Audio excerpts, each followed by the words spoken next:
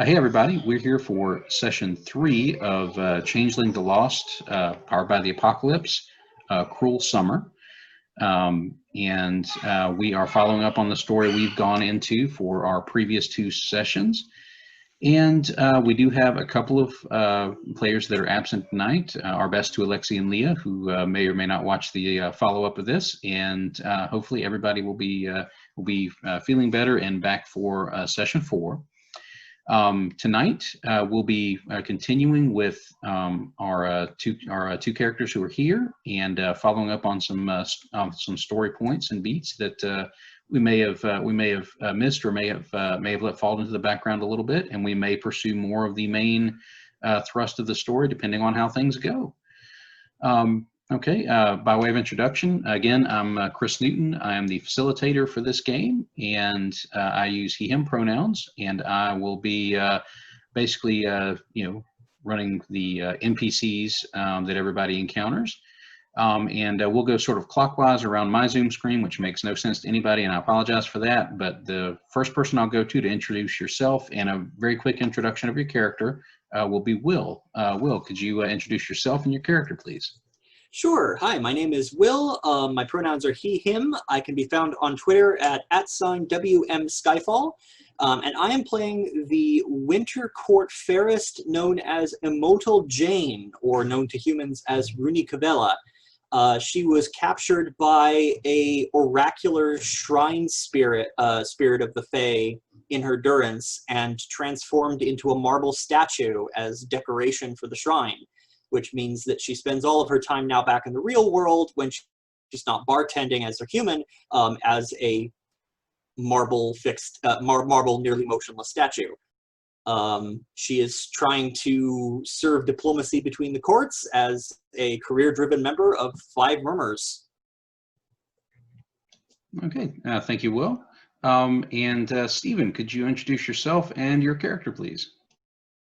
Hi, I'm Stephen, and I use the pronouns he, him, and tonight I am playing Dupol Morning, who is an elemental of Petrichor from the Spring Court. His human name is Shiloh Mills, and during his durance, Shiloh was used to enhance a showroom by the Fae that had him, and at some point Immortal Jane came to visit and planted this idea of escape, and he has Dupol is sort of like on the cusp of possibility and anticipation, and that sounded like a fantastic thing to do, so they came back to the real world. Okay. All right, and when last we left us, we were in the zoo, and this was the local zoo where our one of our favorite changelings, at least picture-wise, on our NPC list, Songbird Rex, works as a senior zookeeper. And Songbird Rex had just handed the members of the Motley a calling card from Question So Loud, the Prince of Summer, who used to be a member of your Motley before they left under questionable circumstances to become the Prince of Summer. And other things had happened, but that was kind of where we closed and sort of left you guys on the cusp of what to do next after getting that calling card. And I think just about that time, you hear a cell phone buzz, and it's actually Silicate's cell phone. So it plays whatever Silicate's cell phone plays. She answers. She says, and she does the phone cover thing, and says, "It's Mike." And she looks over at this and says, "We have to go report in." And and Mike says it's not optional among other choice adjectives. And Well, that gives us cover. We obviously can't go see the Prince of Summer without our full motley in attendance. well, and I think they nod, and they're like, oh, you know, we don't want another prince thinking we're on their bad side. So we'll go report in, and then we'll catch up with you guys. Just keep us in the loop, text us, whatever, and we'll swing back to meet up with you as soon as we're able to get loose from Mike. And they head off to update Lean and Hungry Mike, the Ogre Prince of Autumn, leaving the two of you there with that strangely malfunctioning feed dispenser. What do you do now? Well, if questions is waiting for us, then we may want to be better prepared with an understanding of the situation before we speak with them. I agree that it would be good to be on similar footing. I think they have an advantage over us in knowing more about what is going on than we do. So, do we have other contacts in Summer we can pursue? Do we feel like following Songbird Rex home from work?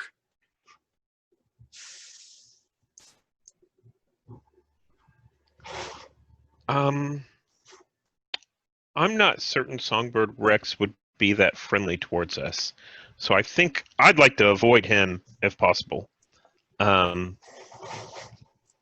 I don't have any other contacts within Summer. We could always look to see if we have any contacts that Summer owes favors to, and see if we could call them in. Quite possibly. Someone in your court or someone in mine? I am owed a favor by Ashwine. We could talk to him and see if he has any connections into the Summer Court. And I'll point out that we do have a move in the situational move list that is Hit the Streets, where you name who you're going to, and we figure out what information they're able to give you. If you'd be interested in going after Ashwine with that move in mind, I think that might be an interesting thing to try. Okay. If you're willing to hunt the man down, that seems like a reasonable place to start. I think so. Let's try that. So I'll make the roll for Hit the Streets. When I choose, let's see, what does that seem like? It could be how you feel about Ashwine. It could be how you feel about the situation. I'm going to roll with anger. I'm a little bit unhappy with the situation we've been put in, which makes it... I rolled boxcars. Okay. So what's your total? Just 12. Okay.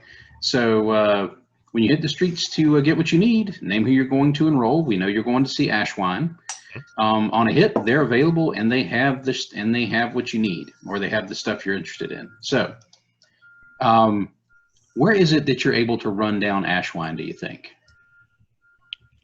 He's probably not wanting to be found, so you're probably going to have to basically run him to ground somewhere where he can't weasel out of it.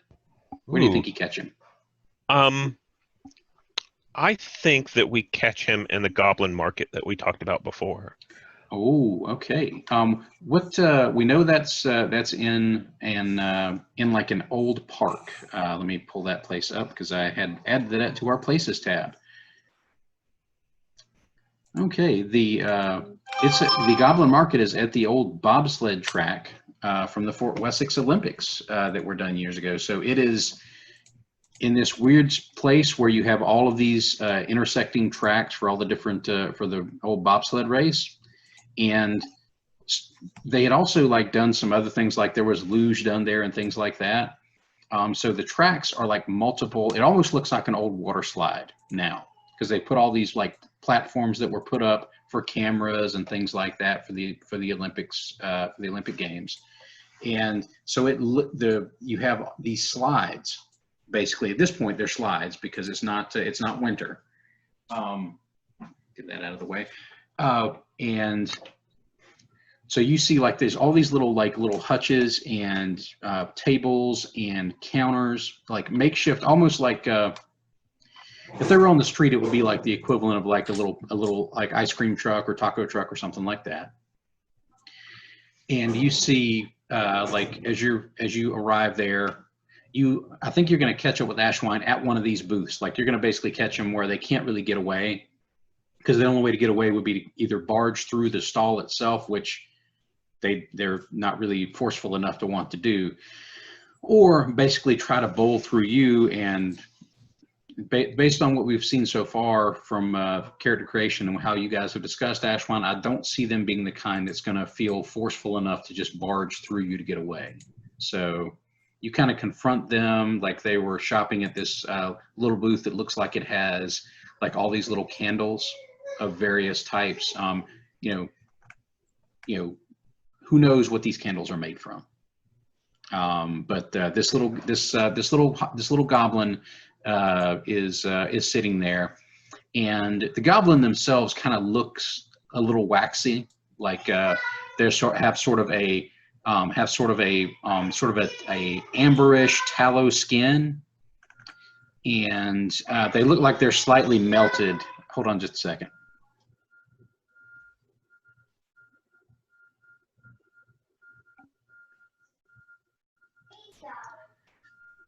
Sorry, my son was yelling at me from the other room about something.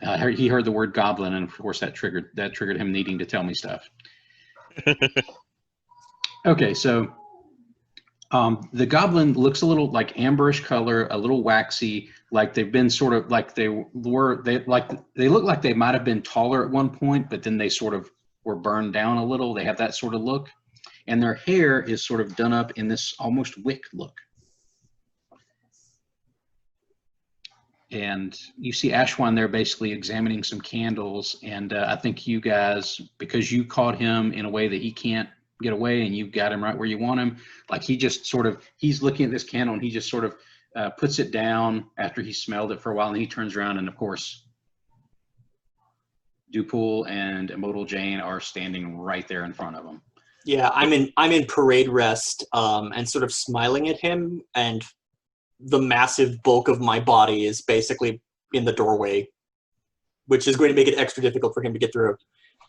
Right, and like I said, the space you're in, like these things are not, these little goblin, shack shops basically are not big. They're set up on the old camera platforms for the most part between these tracks. So you have to walk down the track and then walk up a little, like a little ferry staircase up to where these booths are. So once you block that one exit, like there's nowhere else to go unless he thinks he's going to bash his way through the goblin shop. And very few changelings are willing to get on the bad side of these little goblins. So he's stuck. And at first he starts to look a little annoyed because, like, I think his eyes first go to first like sweep, and they hit and they hit Dupool, and then he looks like a little put off. Like he might try to slip past, and then of course he turns his head a little bit more and sees Jane basically blocking that doorway by sheer bulk, and he sort of glances around, and you get the distinct impression he probably he was about to like mutter a curse under his breath. Then he realizes, that he's in a goblin market and he probably doesn't want to give that much away because somebody will sell it here. So he says instead, Dupool, Jane, hi. What can I help you with? And like every word he says, like you see these little puffs of smoke, sort of waft out from his mouth and nostrils, and like it has the distinct scent of like like if you spilled wine on paper and then burnt it, like it has that kind of smell, like when you get close to him. Ice and silence, courtkin. It is good to see that you are healthy.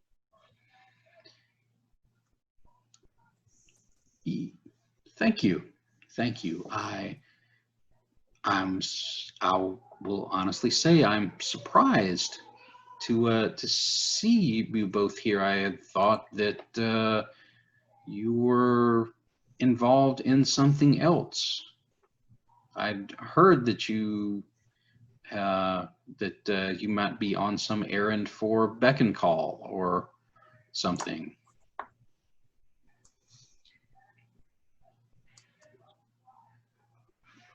What else have you heard about the business we would be having?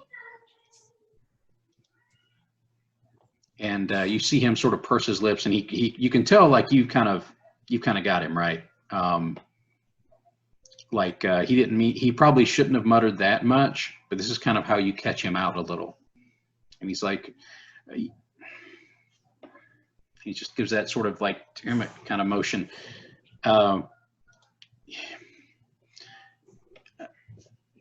Word gets around. I mean, when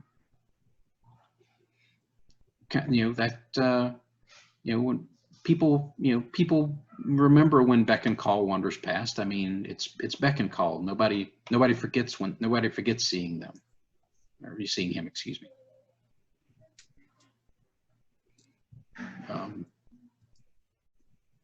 So like and it's good to keep track of people like beck and call, because then you keep up with what's going on. Well, there are so many hours in the day. We have plenty of time to discuss all manner of outstanding business. And you see him sort of like he sort of like shifts his shoulders back a little bit, like he's bracing for something, and he says, "Well, what can I help you with then? Obviously, you tracked me down for a reason. What can I do for you? If you're doing the business of doing the business of the court, then I am certainly happy to help." Well, as much as our esteemed colleague here, and I gesture to the candle salesman, our sales being, might be intrigued by to hear what droplets of wax we might drop his way. Perhaps we should find a quieter place to talk. I know a good coffee shop downtown. I am spending 1 clarity to keep Ashwine's attention and draw him to a private location. Okay, is that one of your clarity moves? Yep. Or is that one of your regular moves? It is center of attention. It costs a clarity when dealing with non-mundane, which I think Ashwine counts. And to extricate themselves from this situation, they must take a debt or mark harm. Ooh, he's already got 1 debt here to somebody in your motley, so he doesn't want to do that, and I don't think he's willing to effectively leap off this platform to get an actual escape. And he says, sure, yeah, that's probably a good idea. Yeah. Not that I'm sure that that Mr. Flowers here has doesn't have the appropriate amount of discretion, but business, this is a place of doing doing the business of candles, whereas we are not going to be discussing candles. So, and he agrees to go with you to the coffee shop. Do you guys, I'm presuming basically you guys travel with him. You don't let him meet you there, right? Oh, no, we're walking together. If anytime he's catching my eye, I'm just sort of giving him this knowing and confident smile and encouraging him to walk along. Right, and if I remember correctly, like when he sees you walking, like it's that sort of weird, like stagger movement kind of thing that you might catch out of the corner of your eye, right? Right. So much of the time yes, much of the time I have jumped ahead and I am waiting for him to catch up, and sort of looking back over my shoulder and being endlessly patient with him. Okay, and Dupool, how do you see like you traveling on the other side? Because the way this is working, I'm guessing just to keep track of Ashwine, because they're a torchbearer elemental, so like they could they might be able to float off or something. You're not really sure what they're really capable of, because I don't think Ashwine's the type to just show off that much, but it's entirely possible they might have a means of escape if you don't ride on each shoulder. So on Dupool's end of things, we know what Immortal Jane is doing. What is Dupool doing at the other shoulder to kind of make sure that Ashwine doesn't escape? So I think Dupool is just sauntering along, very chill, almost floating like a cloud. And I'm very happy probably to just chit-chat a little bit to make Ashwine a little bit more comfortable. Okay, so how far are you pushing the conversation, do you think? Like, are you sort of trying to nudge them a little bit? Are you looking to kind of cash in that debt that Ashwine owes you in this particular instance? Do you think you're pushing it to the level of a social conflict? Where do you think you're going with it? So I'm definitely not cashing in the debt. That serious talk will happen whenever we get to the coffee shop. I think I'm more along the lines of trying to throw him off balance, if that's anything. Basically, Now, do you think you might want to do? There's two ways I think this could go, and you kind of tell me how you think that Dupool will be pushing this. There's the study move, which is basically you're observing Ashwine's movements, how he reacts when you're mentioning things in this sort of easygoing conversation you're having with him, and kind of catching cues from that. Because one of the things you can do in study is ask a question about a person, motivation, desires, intentions, etc., or reveal details about a person. And the conflict move is you're kind of pressing things. You're sort of leaning in a little bit to kind of get things like gain +1 forward against them, or basically leave him confused, or create an opportunity for your allies to sort of push him to get more info, that sort of thing. So definitely not conflict. Probably study, just to kind of figure out a little bit more.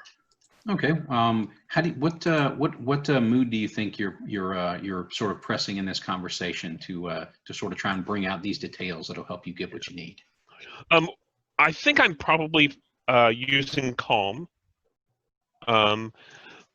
just to kind of put everything more at ease and just to be kind of chill about this.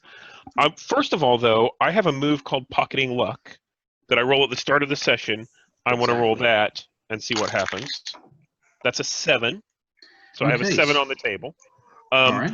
So let me roll, and I can swap that out for me, or is it just PCs? Or my motley base. My motley base. Okay. Yeah. So I'm going to roll this study move. I rolled a 7 plus 0 is still a 7. Okay. And so which mood did you use? Just so you're just understanding where you're coming from. Oh. Chris froze on me. Do you see? Dear. Oh, can you guys hear me now? Hello?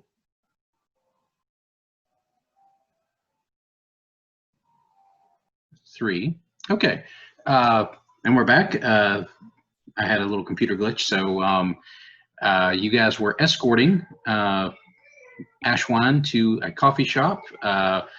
Dupool had just rolled a study, or was in the process of rolling a study move, I think. Yes. What were the results of the study move, and what mood did you use? I used calm, and the results was I rolled a 7. That gives me 1 hold. And the question I'm going to ask is, does Ashwine know anything about the machinations that the summer court is going through at this point? And I think basically the way Duple is doing this is I'm alluding to, talking a little bit about the different courts. The spring court is looking forward to the transition of power through the typical ceremony, and this will be interesting as it always is. And summer is pulling their, summer's summer. They're doing their same thing that they always do, and you must know about summer being their polar opposite, kind of. Okay, and I think, let's see, so you're asking specifically what Ashwine knows about the summer court's current situation. The summer court shenanigans that they're doing right now, yeah. Okay. And all right, I think he doesn't give you a direct answer, but you're sort of piecing this together from like his responses and when he responds versus when he sort of like looks like he's about to and then he catches himself. Like you're reading a lot in from all of that kind of stuff. Mm-hmm. So what you understand from his system of responses is that he believes Summer is up to something. Like they certainly want to get to sort of cement their place. Like they want to be the big kid on this block, right? Ashwine doesn't think Summer wants to like control everything like that. Like that's not the thing that's not what he thinks. He thinks Summer just wants to be like the biggest bully in the playground. Like they don't want to run everything, but they want everybody to really understand who's actually in charge when it comes right down to it. Like if I was making a historical allusion, which I'm prone to do because I'm a history nerd, Summer wants to be like the Caesar Augustus. They don't want to specifically say we control everything, but they want everybody to just understand that they do. So that they want to be behind this. They want to be behind the scenes, but Ashwine puts it like, if we're all being honest, like which of the princes doesn't really want to have everybody understand that they're the real mover and shaker behind everything. Like of course, and that's what Summer would do anyway. Yeah. So, but he also thinks that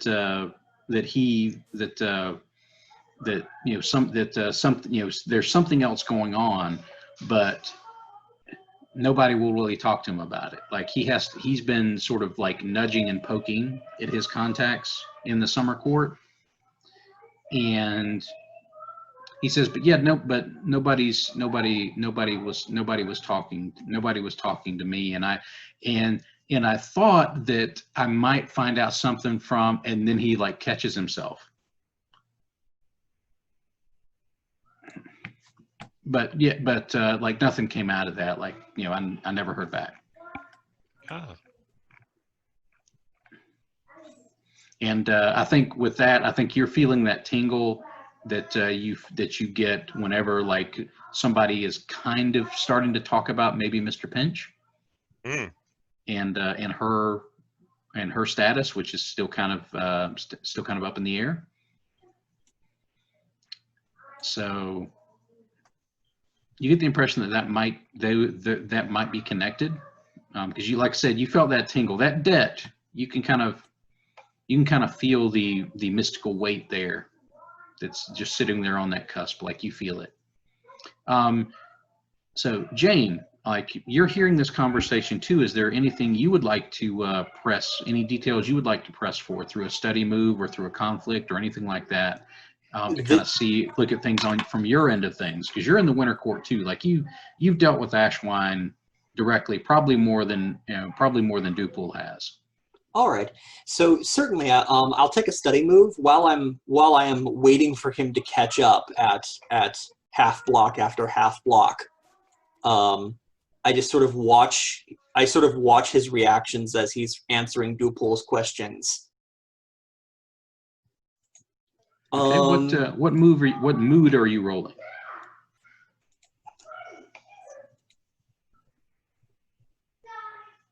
I'm going to roll sorrow because it's winter court aligned. I'm sort of gauging my understanding of him with respect to the court we share. Which tab do we have the roll for your party link on? It should be on the basic moves tab. Okay. Up at the top of that tab. Got it.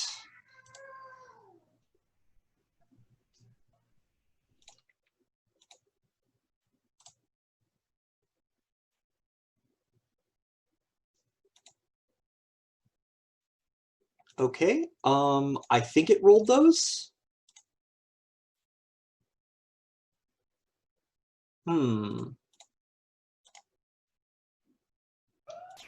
Yeah, sometimes roll for your party can be a little fitful. If you want to, if it doesn't look like it actually rolled them, feel free to just change the color and officially roll them again, so you can tell the new dice when they show up. Oh yeah, that's a good point. Yeah, let's go with that. It does that sometimes. Like that's a downside of a roll for your party. It sometimes does that tricky bit. Yeah, I wasn't sure if we were. I wasn't sure if it was just being very streaky or if it was in fact.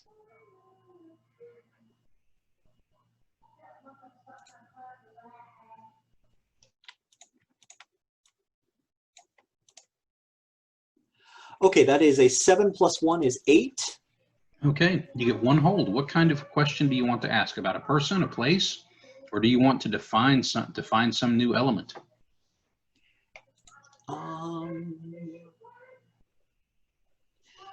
Well, I will ask 2 questions. The first will be off the study list. Mm-hmm.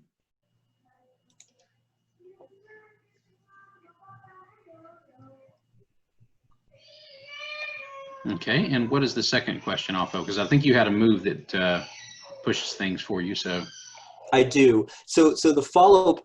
Let's see. I'm asking a question about a situation or. I see. Yeah, you could either ask a question about the situation or place. You could ask a question about a person. You could reveal a detail, like declare something as true. Or you could ask your other question first and then maybe use the study move as a follow-up to that. Like use the study question as a follow-up to that if you'd like to do that. All right. So I will ask my my Murmurs of Sorrow question, which is, what is Ashwine's greatest sorrow? This can reach into lost memories and their durance. Ooh, oh man, that's gonna be a tricky one. Their greatest sorrow overall.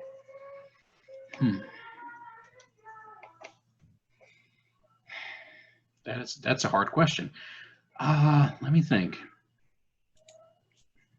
I think I'm going to push basically the thing that troubles them the most.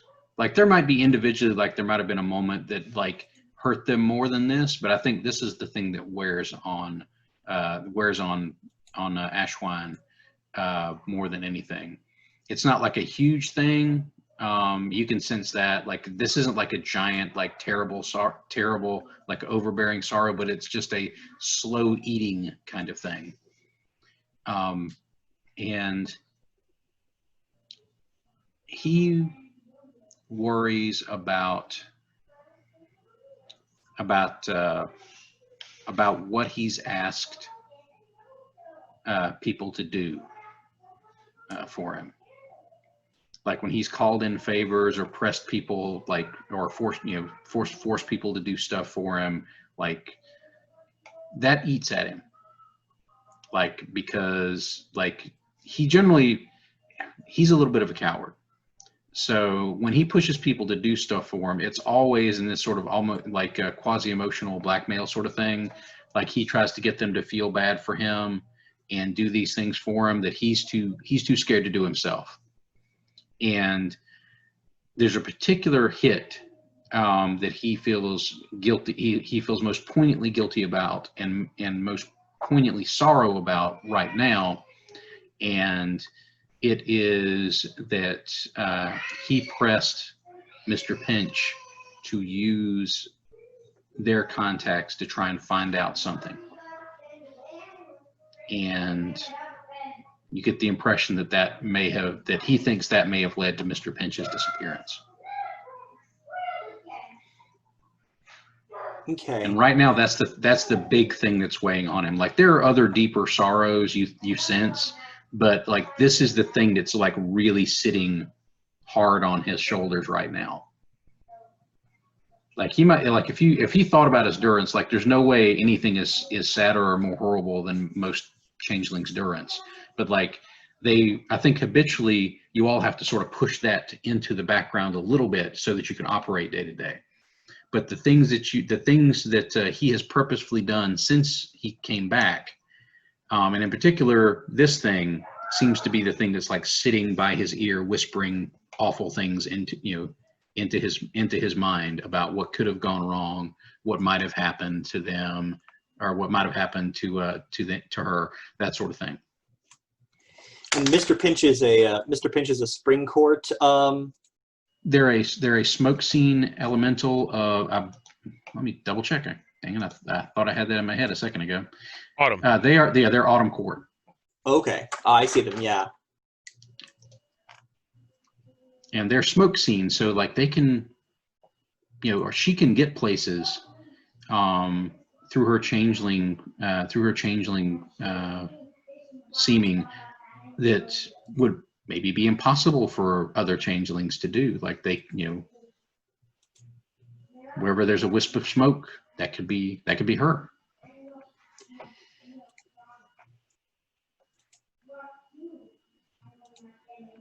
All right, I'm going to say that in addition to gathering that information about Mr. Pinch, I notice on Ashwine's person evidence that he is interacting with someone in the inner circle of the Autumn Court.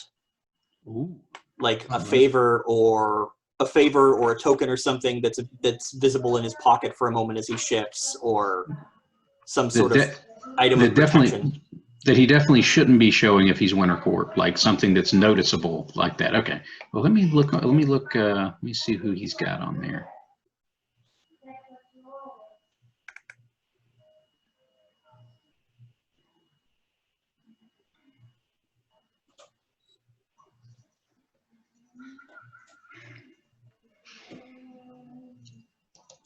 I think I'm going to sort of tie this in a little bit with some other folks' backgrounds. I think you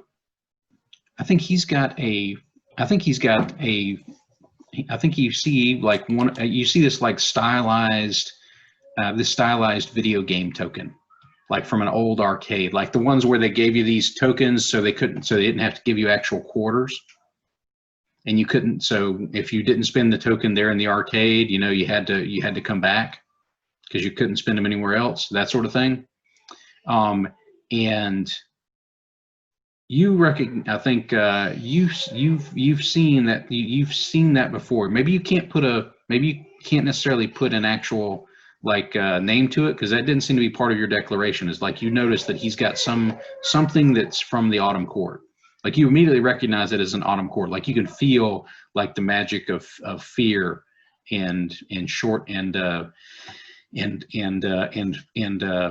that sort of shift in the tone. Like you can feel that sort of magic. coming from it, but you're not sure who it's from. But it's definitely like, you know, upper level Autumn Court, and it looks like some sort of video game token, like one of the old school arcade tokens. It's metallic, but it's obviously not legal tender, and it's sort of a brassy sort of metallic.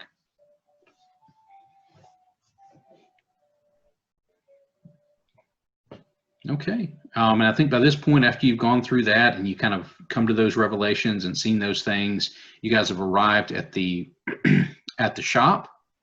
What is the name of this coffee shop? This is relatively near the Olympic the Olympic Village and the Olympic Stadium. So let's call it Fairgrounds.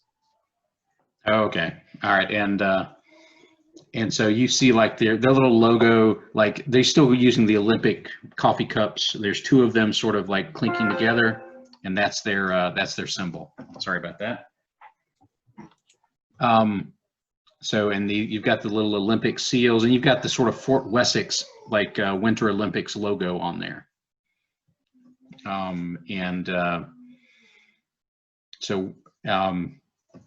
You come in, and like the place is a little run down because it's, you know, it's been a while since the Olympics were here. This part of town isn't quite as popular as it was back then, so maybe their business has gone down, but their rent hasn't, because they signed a contract. So like they're having to probably spend a lot, you know, of the money on rent is still at where it was when they leased this property back when the Olympics were here, during that, like, you know, roughly probably like you know, 12-month stretch where like this was the hot place to be in town. And it's starting to run down a little bit because they don't have the money to keep it up now like they did. Like, so the posters on the walls are obviously like they're old but not vintage. Like a good coffee shop would want vintage posters and wall art and things like that. Stuff that like is older but looks like it's cool old stuff. This just looks like it's stuff that they left up from when the Olympics were in town. And it's not even like, you know, some of it just looks like an old worn out poster, not a stylized representation or even really framed all that well kind of stuff. And you guys just get a booth or something?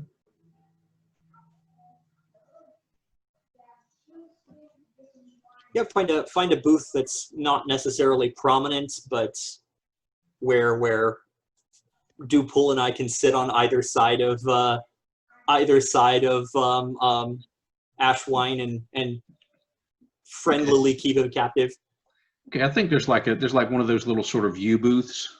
Like, it's designed for a bigger party, but there's not that many people in here, and nobody's gonna say anything if the three of you take up this, what would normally be like a 6 to 8 person, like, you know, circular booth. Ashwine sits down and he sees how you guys have him boxed in, and he sighs. And when the waitress comes over, he says, just give me like an iced coffee.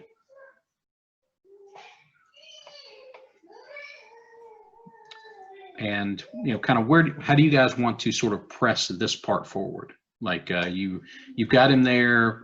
You kind of have some ideas from your study moves, and you know, Jane, you're a little bit extra. I think we're probably, because you guys have him kind of where you want him, and he knows, he knows something, and you've gotten some of it out of him already. Do you think you're going to basically press this towards like a social conflict style move at this point? Or do you want to just, Dupool, do you want to try and cash in that debt you got? What direction do y'all want to have? Do y'all want to go with this? I was thinking I'd like to try to cash in that debt and swap it for another debt. Something that might make us closer to finding out what Summer is doing. Either someone who has connections to Summer or someone within Summer itself. Okay. So when you cash in a debt, you remind your debtor of why they owe you in order to make them, because in this case, he's an NPC, so you have a list of things you can get him to do. You can either get him to answer a question honestly about his season.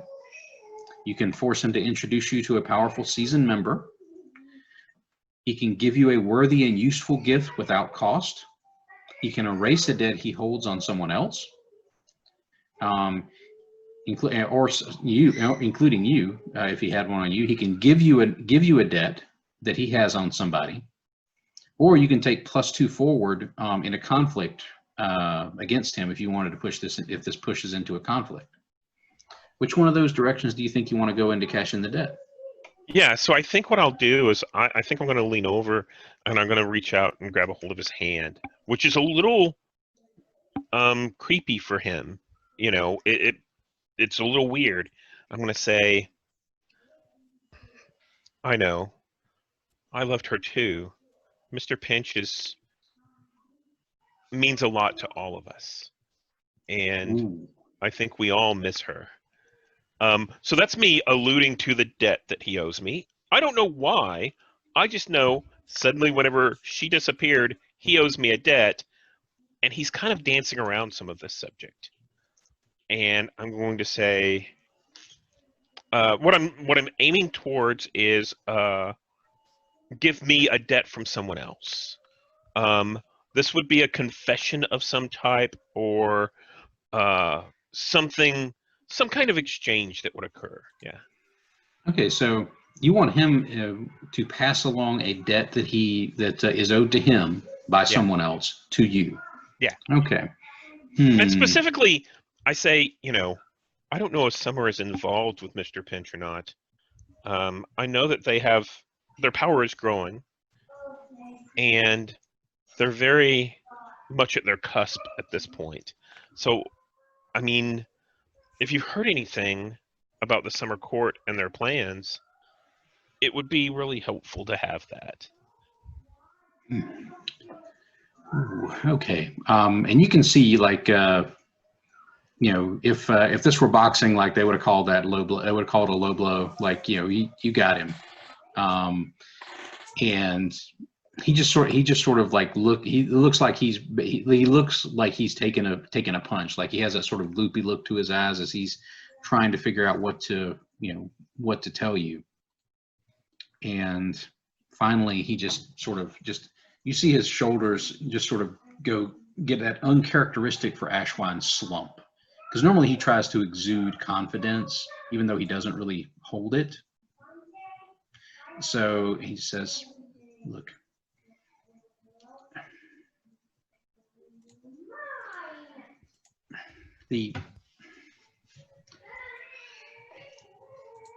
I don't know what happened to Pinch. Okay, if I did, I'd tell you. Okay,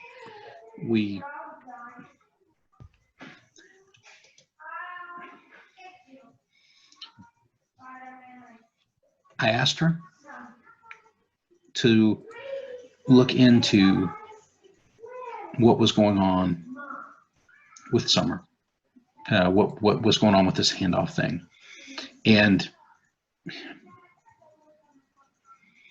they didn't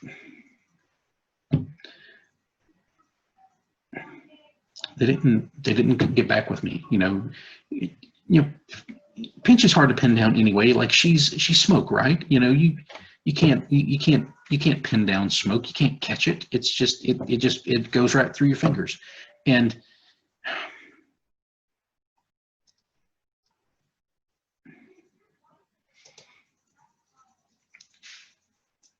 I talked. Okay, what was before I cut out? What was the last thing you heard me say?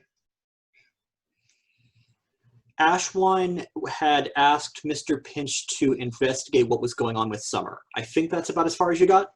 Okay. All right. And you can tell he's sort of knotted up about this. And Modal Jane, like, you can tell that he's hitting his sorrow button really hard here. Like, this is that thing you sensed. Says, look, you know, I tried to get her to check into things because, you know, she can get places nobody else can get. You can't catch up to her. You can't hold her. You can't, you know, she's smoke. I mean, she just floats in, floats out wherever she needs to be. And I figured for sure she could figure something out, but then she never got back to me. And something went wrong. And I don't know what happened.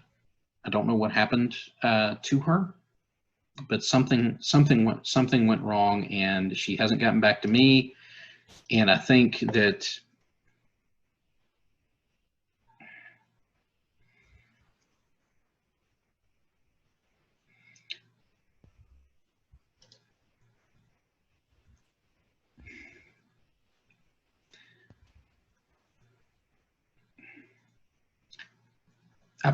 I think that somebody at Summer had something to do with it. And I think it was, I think it might have been, Gloriana Twofold.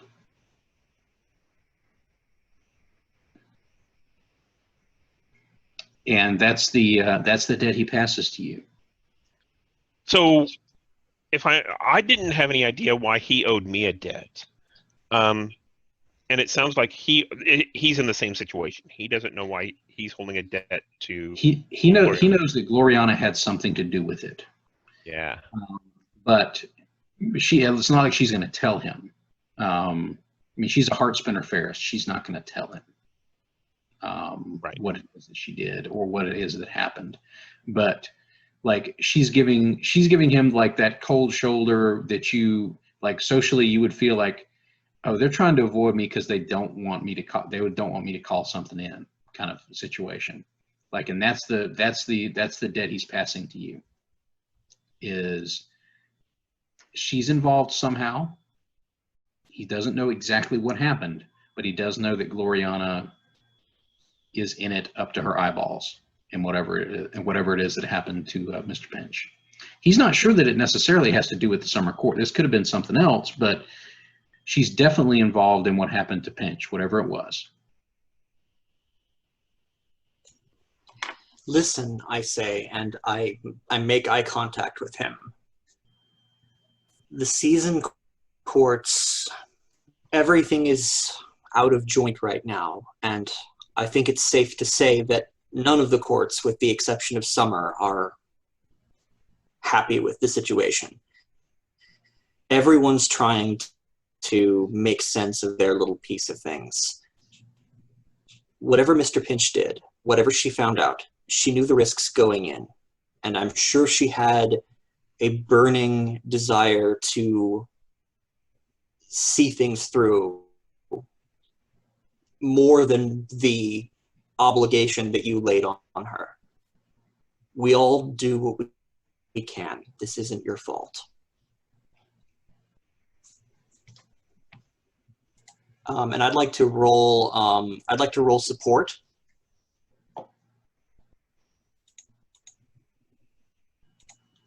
I am comforting or supporting someone, and I'm rolling with sorrow because there's a great deal of. I mean, we are the keepers of secrets and the watchers from the shadows. Watching people go into the meat grinder is basically straight up what we do.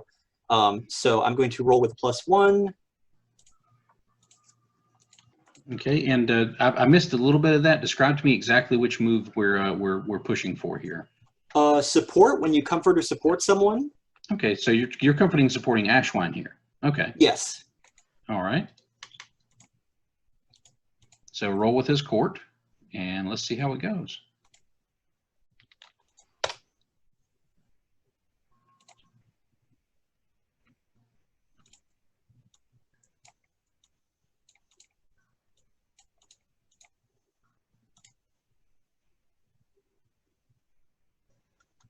Okay.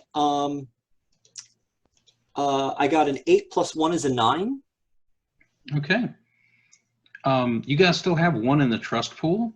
So if if Dupool, you're right there. If you would like to sort of throw that trust his way to push that up to a 10, you still have that trust available. It's still floating out there until it's used. Yeah, absolutely. So I think the way that this looks is, Dupool reaches out. He's kind of holding on to Ashwine's hand, and he says, "You may blame yourself, but we all know that you're not responsible for what happened to Mr. Pinch. It's someone else must be responsible for this, and it was outside of your actions. And that'll be me spending the trust pool for." Okay, yeah, and I think Dupool,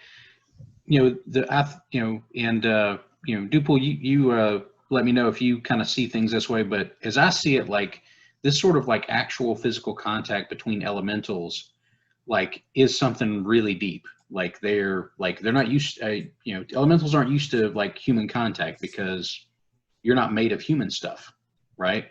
Mm-hmm.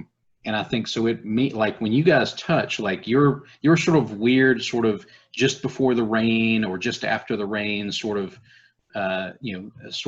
possibility matrix, just sort of mushes a little bit with Ashwine and they're sort of like inner flame, because he's basically a smoke and fire kind of thing, and. So I think that that sort of contact, that intermixture, it almost is like you're recharging his battery a little bit. That's where this move comes in, because a 10+ result means that number one, you get to clear a marked modal Jane if you had anything marked, or you can add one back to the trust pool. And you get to ask them a question that they must answer, or you can gain a debt on Ashwine if you want. So you're automatically adding one back to the trust pool because you got a hit. You can clear your own mood. You can clear Ashwine's mood. So I think you've cleared guilty for him, because I think he was feeling guilty, right? Mm-hmm. So. Stephen, do you have an idea of a question that we want to get out of Ashwine? Not really. I think we've kind of asked enough.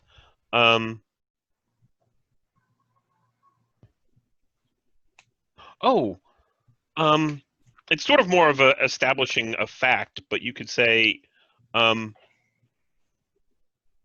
along the lines of, what was your method to get in touch with Mr. Pinch if something had gone haywire? Like, did you have a code word, or did you have a safe place, or did you have something like that?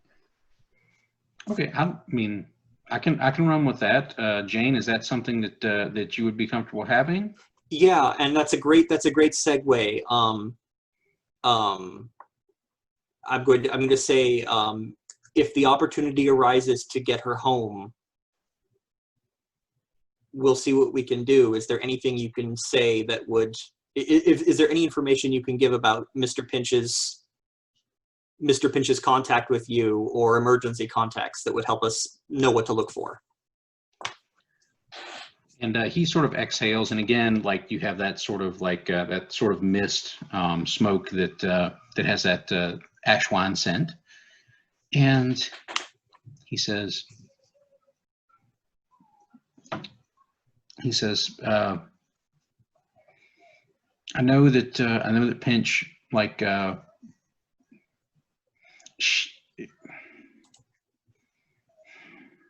told her I wouldn't tell anybody about this, but I mean, you, and he looks over at you, Dupool. He says, you know her too. You love her too, right? She had a bolt hole that she liked to use. Not necessarily when when things went violently south or anything like that, but like when she just needed to get away. She went to the old glassworks. It made her feel better to just sort of waft through all the little glasswork pipes and things like that. It sort of, I don't know if it just relaxed her or what, but like she just liked to waft around in the pipes and things in that old place. Now, let me ask you guys this: what was the name of that old glassworks factory? It's shut down now. Like it's been shut down for probably like 5, maybe 10 years. It's old. Just it's in one of those sections of town where that used to be a place that used to be like an industrial park, but it sort of faded out because all the industries that were there sort of just collapsed or went out during the recession. What do you think that old glassworks was called?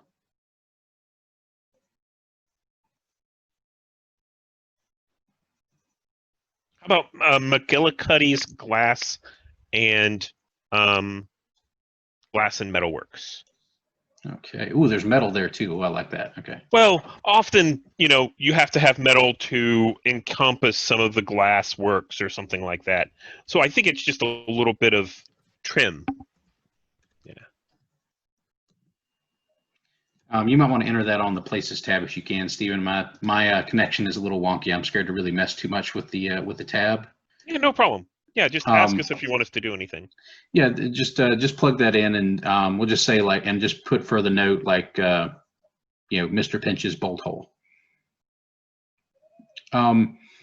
So where you guys are now, it's in an old industrial park. It's maybe not like across the city, but like it's on if you're looking at the city as like a directional pad, like maybe you guys are on like the northeast. This thing is on the sort of northwesterly side.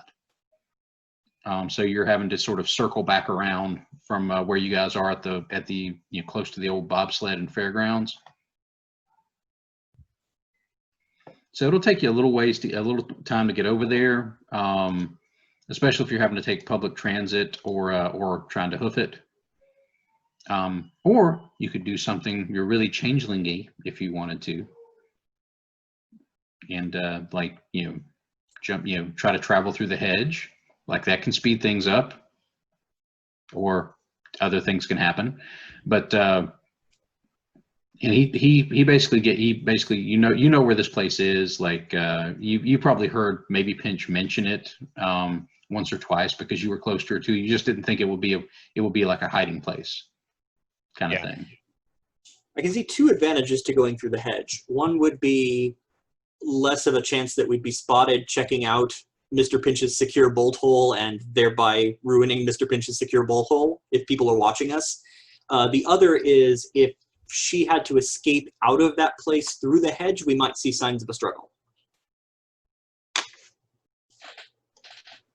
Two viable points. Dupool, what do you think? I'm scared of the hedge, but I think I'm probably scared of Beck Colin Summers' influence more, weighing the risk. Okay. And so if we're traveling through the hedge, if that's where we're going to go, I'm presuming you guys are broken it off with Ashwine and kind of release them back into the wild effectively. And thank him profusely, yes. Okay. Pay for his coffee. Yeah. All right. So if we look on our situational moves tab, we've got an into the hedge move. And when you enter the hedge for something, in this case, you're trying to get someplace. You roll with whatever mood you think your passage into the hedge would tap into, and we figure out kind of where we're going. And I'll warn you guys again, my internet connection thing is giving me my Zoom is saying internet connection unstable, so be ready for me to pop in and out again if I have to. I'm sorry about that. We've got so who wants to make the travel move into the hedge? You have one trust, so you guys can definitely help each other in this. This is the kind of thing that you could work into like a quick sort of fairy ritual type thing to get into the hedge. How do you guys want to do it? And if you want to help each other, you can spend trust if that becomes necessary, but you don't have to decide that until you roll. Okay. Just to double check, did we get one trust back for having comforted? Okay, good. Yeah, you spent 1 trust to get it up to a 10, so that gave you all that other stuff, and you always automatically add a trust back in if you hit the support move.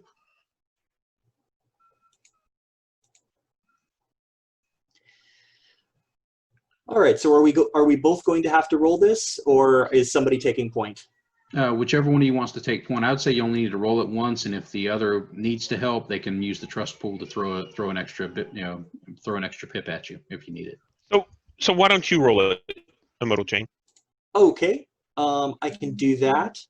And what describe to me kind of how you're working this this way to get into the hedge? Like, are you drawing a door on a wall? Are you walking widdershins around an old tree in the park? Are you stepping under like an old stairway kind of thing? Like, what are you guys doing? I think we find a tree. I think we find a tree in the park, and we see the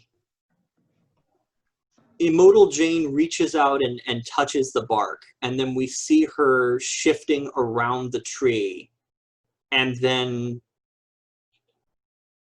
as if she goes behind the tree, and then it doesn't come back out the same side. Okay, all right. What mood are you rolling to make this transition, do you think? I feel like I have to roll power. I mean, I don't have to, but I feel like it's appropriate for the move. Okay.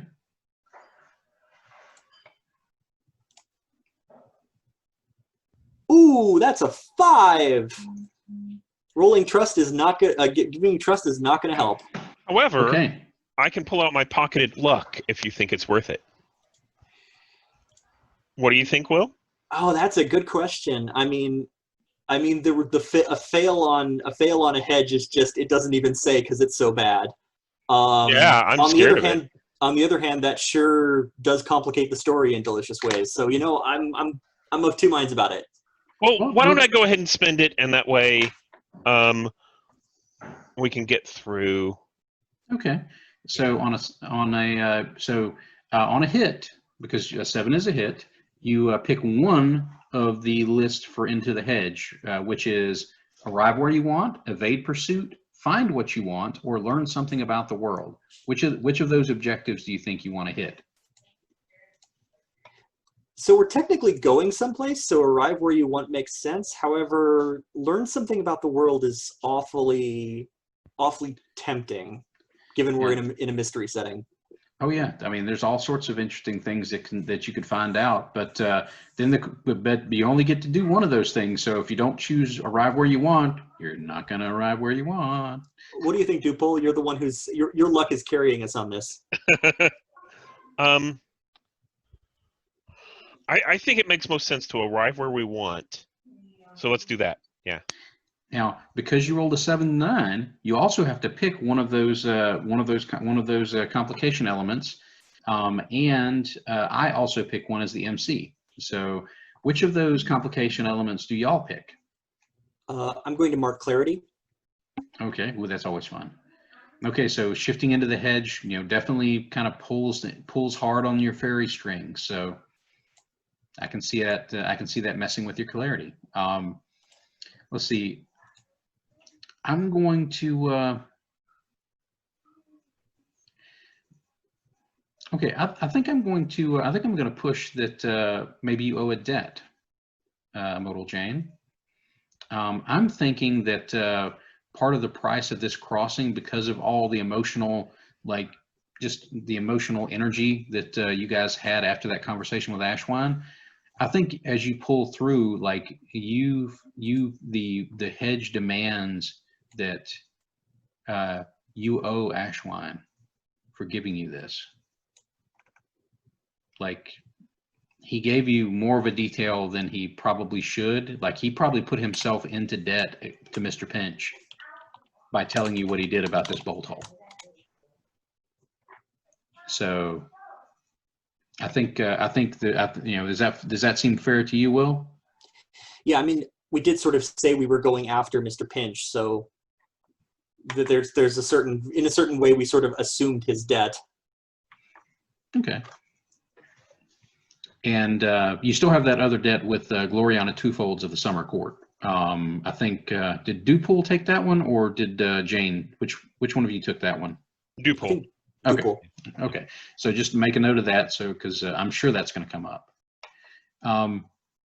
Okay, so you both sort of do that step around the tree, and as you're circling around the unseen side, of course, you step into the hedge, and the hedge is kind of a mess of thick thorny paths and and dead ends and things like that. Like it is always scary to go through it as a changeling, and it's always off-putting. And when there's a lot of emotional ties involved in your crossing, like it's always a little more fraught, I think. So you get there. You follow down this path because you found your path, and you walk down it, and you sort of feel the distance pass as you step. You get this sort of 7-league path step, even more so a modal Jane than your normal movement feels like. This time Dupool, you're sort of being pulled along too. Like you feel like you're riding a storm wind as you make this transition. And it's just, and then you're out. Once you get there, you sort of feel that you've reached where you want to go.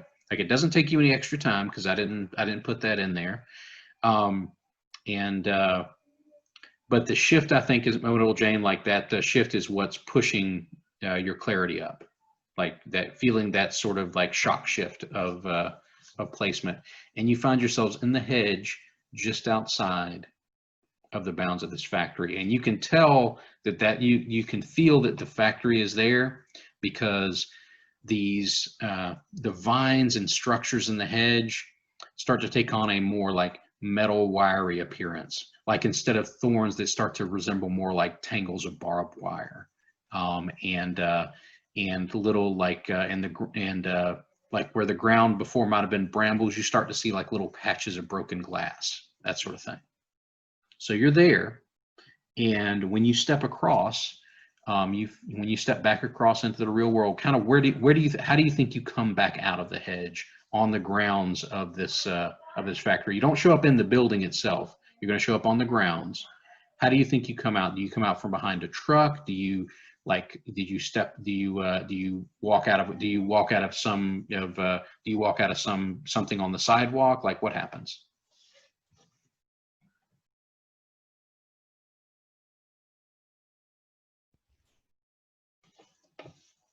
You're on mute. All right. I kind of like the idea of there being some sort of stunted tree on the grounds, with like both broken glass and trash at its base, and maybe it had been used as a mobile or as a display for some art pieces or show pieces, but maybe there's a couple desultory pieces still hanging and the rest are shattered. Okay, so you guys come up from behind this tree, and I think what's there, like if you'd like this detail, is this place made a lot of wind chimes, like metal wind chimes, glass wind chimes, and this tree was where they hung them so that people that walked in could see them, and all of the broken glass and chunks of metal laying around and junk are like ones that have fallen down or broken off. So when you guys walk around, you can hear crunching under your feet, and you can look down and see like the broken wind chimes as you're sort of walking across them. And you're inside the factory grounds. You're inside the fence. The door, the main door to the factory, has a sort of chains across it. But you can see like around towards the end of the building, there's like a smaller door that probably goes into the offices or something that doesn't look like it's got the same sort of protection on it. Like this one looks like it's chained up and padlocked. The other one probably just has a regular old lock on it. Like just a door lock and a deadbolt kind of thing. So what do? You're at the glassworks. There's the big double doors where you'd go in if you were delivering stuff or bringing stuff out. And then there's like the office door, which is a little bit further down the building. I think I turn to Immortal Jane and I say, it makes most sense that Mr. Pinch, being as immaterial as they were, wouldn't trust doors to enter and exit. They probably just flowed in. So I think that's the way I will enter. And I will open the door from inside and let you in. So I have a move called Alacrity, which lets me move to anywhere within line of sight like a blur. It can be regardless of height or distance. Oh, I'm sorry. Provided no completely blocking barriers exist. Let's actually say that there's actually a broken window that I go through. That would be the same way that Mr. Pinch would flow through in her smoke form. Okay. So the broken window is like maybe up on the second floor. So you step back and you see like, a couple of the panels of that window have been broken out. So it's no bar to your movement. So just do that move however it requires you to do it. Yeah, it just happens. Okay. It's only once per scene. So I think I will actually, you'll see me kind of step forward and I shift and then there's this blur and it's almost like a lightning strike that happens, just before the rain hits. You hear this soft thunder and then I'm through the window up on the top. And I think I'm standing on like, an edge of a stairway or something that's next to that broken window. Yeah, and I think where you are inside there, I think you're on because it's close to where you guys were standing near the big double doors. So I think it's kind of one of those catwalks that sort of goes across and above the factory floor. So you're just up there right next to that window on one of these like catwalks, and there are these old metal railings up there because this thing was built in this factory was built in like the 60s. So it's all like ugly metal railing and stuff inside there. There's no really good aesthetics to it. And that's exactly what I imagined. Yeah. So okay. I'm gonna make my way down back to the first floor to that side door to unbolt it and let Jane in. Okay. You get down there and that's not a problem. You can unlock the door. It sticks a little bit when you open it because it feels like it hasn't been opened or closed in a long time, and it's got that sort of moisture buildup, around the edges. So you have to kind of give it a harsh tug to get it fully open. And then you both are inside the building. Where do you want to go from here? There's the factory floor where all the manufacturing equipment stuff is. There's the offices and whatever other businessy type meeting spaces there are. And of course there's you can see like the little signs pointing cafeteria this way, that sort of thing. Where do you guys want to go? I think Dupole leans over to Immortal Jane and says, I think Mr. Pinch might be most at home near the ovens where they were making the glass. So let's start looking there first. Okay, and let's see. I think let's take a look and see kind of where we are as far as so now we are about halfway through. Do you guys want to take a few minutes as like a bio break? I know I've had to do a hard break because of my internet issues a couple of times, but do you guys want to take maybe a 5 or 10 minute break just to get a drink, step away from the computer a little bit, walk around, do something like that, and then come right back? Yeah, works for me. Okay. Would 5 minutes be enough, you think, or do you need 10? 5 should be fine. Okay. All right. So I'm going to pause the recording and and we're back. We're in the McGillicuddy Glass and Metalworks factory, and we are going towards the ovens, I believe. Kind of let me know where how you guys are looking to approach things as you're coming up here. The most obvious choice for this to kind of see where things are is a study move, I think. To kind of just analyze what's going on with this whole thing. What do you guys see? Any other sort of moves you think you might be pushing towards as we come up here? It's a bit expensive, but I'm thinking about invoke contract. Ooh, those are fun. Now you remember you can do basic stuff like just pretty fairy stuff, stuff that doesn't have a big game effect. You can do that just doing it. So what do you guys see? Any other moves you think you might be pushing towards as we come up here? It's a bit expensive, but I'm thinking about invoke contract. Ooh, those are fun. Now you remember you can do basic stuff like just pretty fairy stuff, stuff that doesn't have a big game effect. You can do that just doing it. Like you can, be you guys are changelings. So that's all of that's on the table. But if you want to call upon like the big stuff, the big whammy stuff, I think definitely this is a good place to do it to enhance your investigation. If you guys want to roll study first and see how that works out, that's cool too. If you want to jump right into invoking some awesome changeling magic, like I'm here for that, because that's one of the most fun moves in the game. So study sounds like a good starting point. So I will roll with calm, and as I am appearing at the ovens, sort of trying to take in the scene and see if there's any signs of activity recently. Okay. All right. Let's throw your calm move here, and let's see where we go. That is after my +2 modifier, a 6. Ooh. Oh, we do have one in the trust pool. Yep. Would you like to push that throw that trust back on there? Do you want to succeed or see something happen, or do you want the XP? What do you want? Oh yeah, because failing, getting a fail means getting XP, right? Mm-hmm. Right. That's one of the ways you can get XP in the game. Yeah. Okay. I just didn't want to take that away from you if you wanted it. So. Yeah.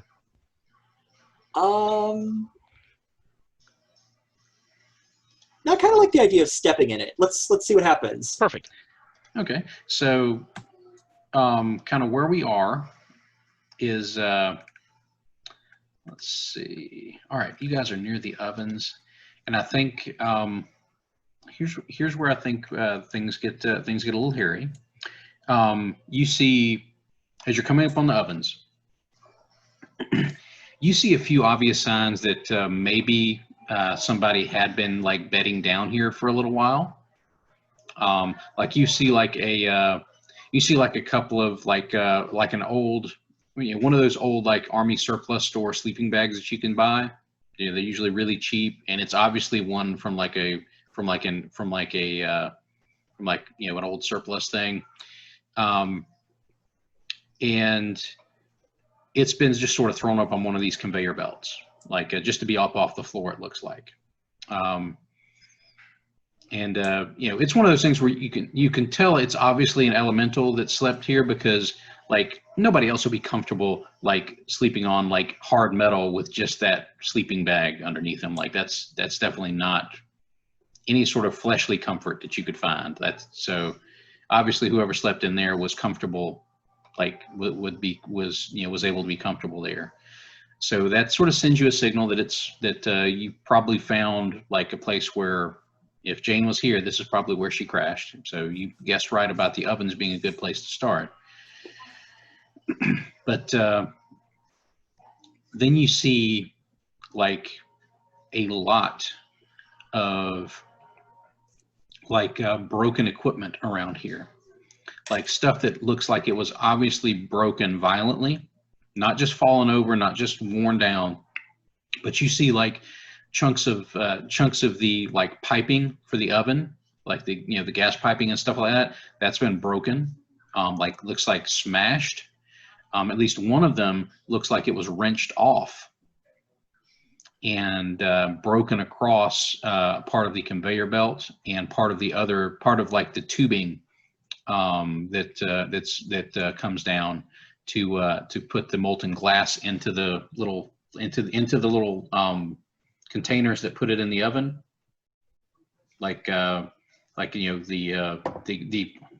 to put in there, but basically where the glass comes down here for them to basically get it into the shapes and sort of get it and shape it. Like it looks like one of those things has been used to like smash open one of those bowls, and you can tell like something was here and like leaked out of that bowl. And then you can see like a bunch of like some sort of chemical that looks like it had spilled on the floor.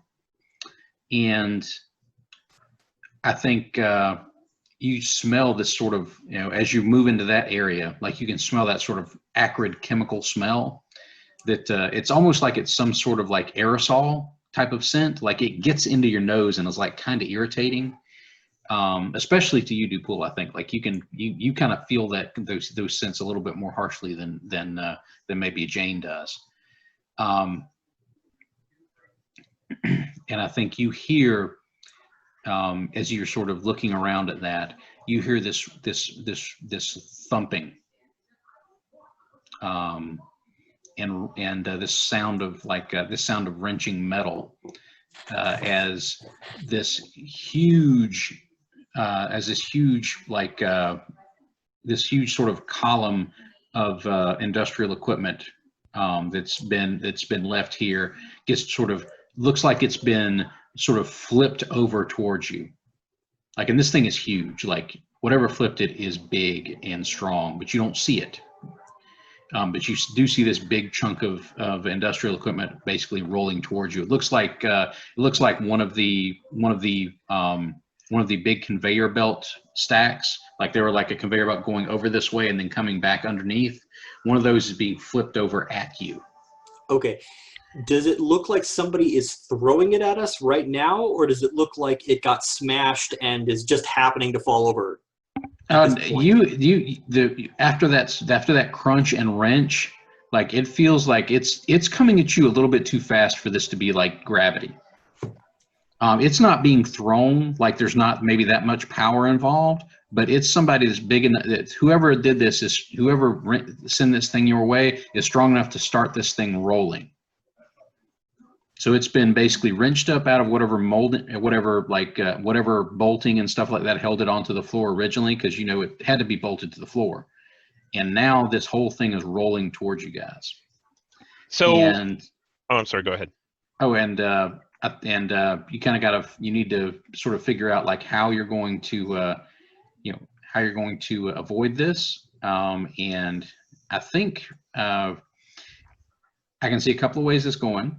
And you guys can kind of tell me how you want to deal with this. If you want to basically make a run for it, you can use the escape move. If you want to kind of stay here but try to get out, try to avoid this and see what's still going on, you could roll stay strong. If you want to go full-fledged confident and go straight at whatever did this or whatever flipped this thing towards you guys, you can go into the conflict move. So we've got 3 things I think we could do, and it just depends on how you guys see yourself entering into this. Or somebody could try for fairy magic and see if they could use that to avoid this mess. Is fairy magic a move? Yeah, it's invoke contract. Oh, invoke contract. Right, yeah. And so you got there's make a run for it, which would be escape. There's invoke contract. There's conflict. And stay strong, and I think those are the main ones I could see coming into play here. But there could be something else that I'm just missing if you guys have some ideas. So fictionally, how do you think you're dealing with this big chunk of industrial equipment rolling at you across this floor?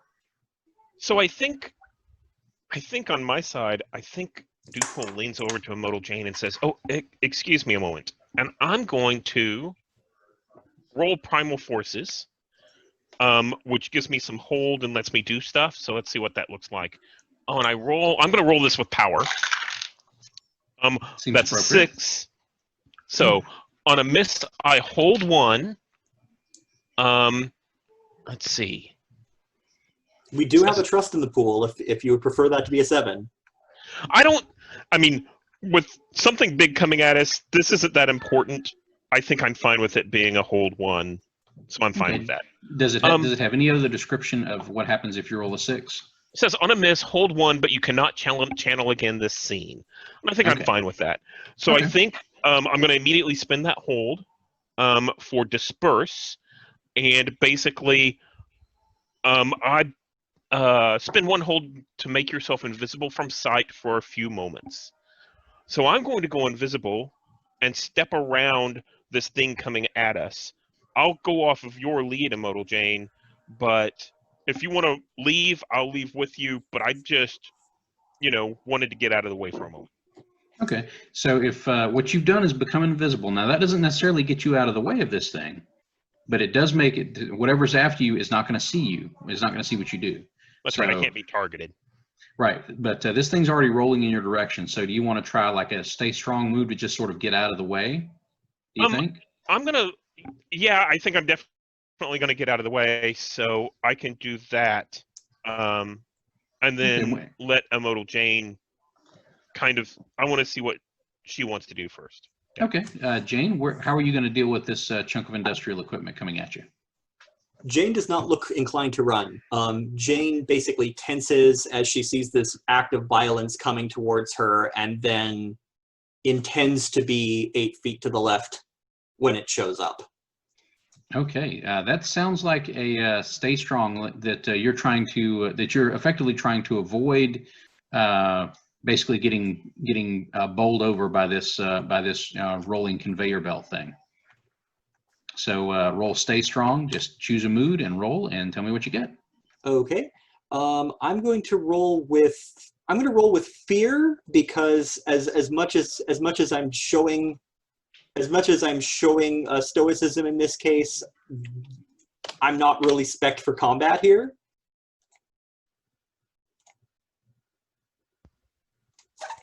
That's a 4. Okay. That is You brutal. On the bright side, I advance. Yeah. So I think what happens here is you're going to need to mark that mood, whichever mood you just rolled with, mark that. And so what happens is this thing sort of crashes into you. Now you're a statue.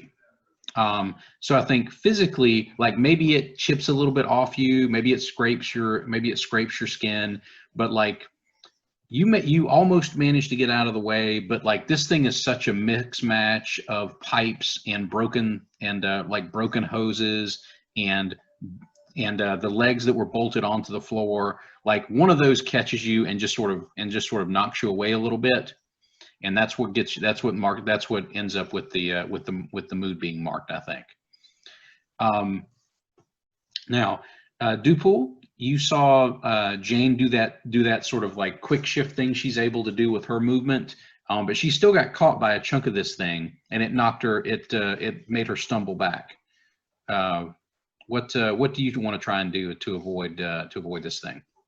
Yeah, I think I'm going to just try to get out of the way as well. And I think I'm going to try and walk around this. It's coming at us. I'm going to try and step out of the way and come around to the behind to see what else there is behind shoving towards us. Okay. So that's stay strong? Well, actually, what you're doing seems like you're sort of pressing forward into the conflict a little to try and figure something out, right? Okay. Yeah. That sounds like what you're describing. So, actually, it might be more of a let's do a stay strong first, and then maybe we can follow it up with a study once you get around this thing. If you do that. Okay. And I think I'm going to use anger, which is a +0, and I rolled a 9. You want to now stay strong on a 7 to 9. There will be a cost. If Immortal Jane's positioning and your invisibility would let you guys spend a trust on that, you would get there without suffering any cost whatsoever. I'm okay with that. Yeah, let's do that. Okay. So basically, with Jane's obvious like statuesque distraction, and you going invisible, you basically manage to sidestep this thing, and you come around the other side. And what you see there, this is just the initial see, and then you can roll a study move if you want to get more details out of it. Is there is a big hulking individual on the other side, and if you want a visual of what this person looks like, I think you see that it's some sort of big hairy thing, and it is. Let me see if I can.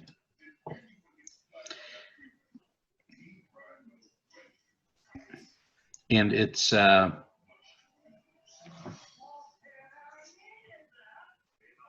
wait a second. No, hold on. There we go. Okay. If you a big hulking guy that sort of has an almost like Quasimodo setup. If you look on the NPCs tab, look at the picture of hammering beats. That's what this individual looks like. Ah, okay. And he's built like the Hulk. Like he's just like his arms are ridiculously oversized. His shoulders and upper body are ridiculously oversized, and his legs are kind of comically short for his body size. But he can almost hold himself completely off the ground with his knuckles. That's how oversized his arms are. And he looks like he is reaching for something else. Okay. To rip So I'm out and throw probably at Jane. Right. Because she's the only one he can see right now. And I think I'm going to roll that study move. Okay. I think I'm going to roll that with power. Because, I was angry and got around this thing. Now I want to show off power to a certain extent. I rolled an 8 plus 2 for my power is a 10. So what does that do? Hold 2. Okay. I accidentally muted myself there. You get to ask 2 questions, or ask a question and declare a detail, or declare 2 details, or ask 2 questions, or what would you like to do? I'm going to ask 2 questions. The first question is about the situation or place. What is the best way to get Immortal Jane out of harm's way? Well, there is so much junk in here. All these old ovens and conveyor belts and like the sort of the big like shipping container stuff that is just still littered around the factory floor here. There's lots of stuff to obscure vision, and you could if you could basically get this guy to look in some other direction other than the direction where he saw you guys earlier when he rolled this thing at you. If you could get him to look somewhere else, the way Jane moves, she could probably be out of his line of sight, and he would have to go looking for her again.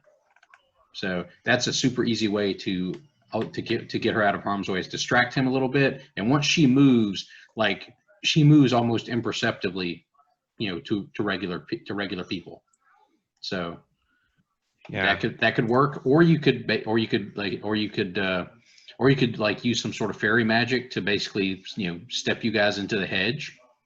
You get out of this mess because just because both of you go into the hedge at the same, like if he tries to chase you into the hedge, just because you both go into the hedge at the same place doesn't mean you'll come out at the same place inside the hedge. The hedge is weird and broken and strange.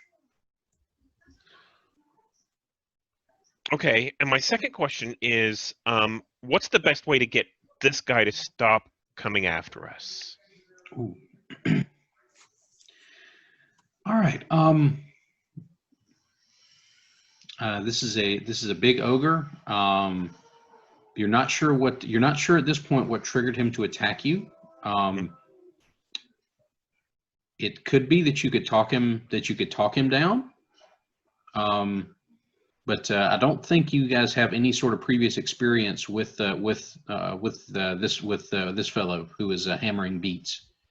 Because I don't think I saw any ties to them on anybody's character sheet.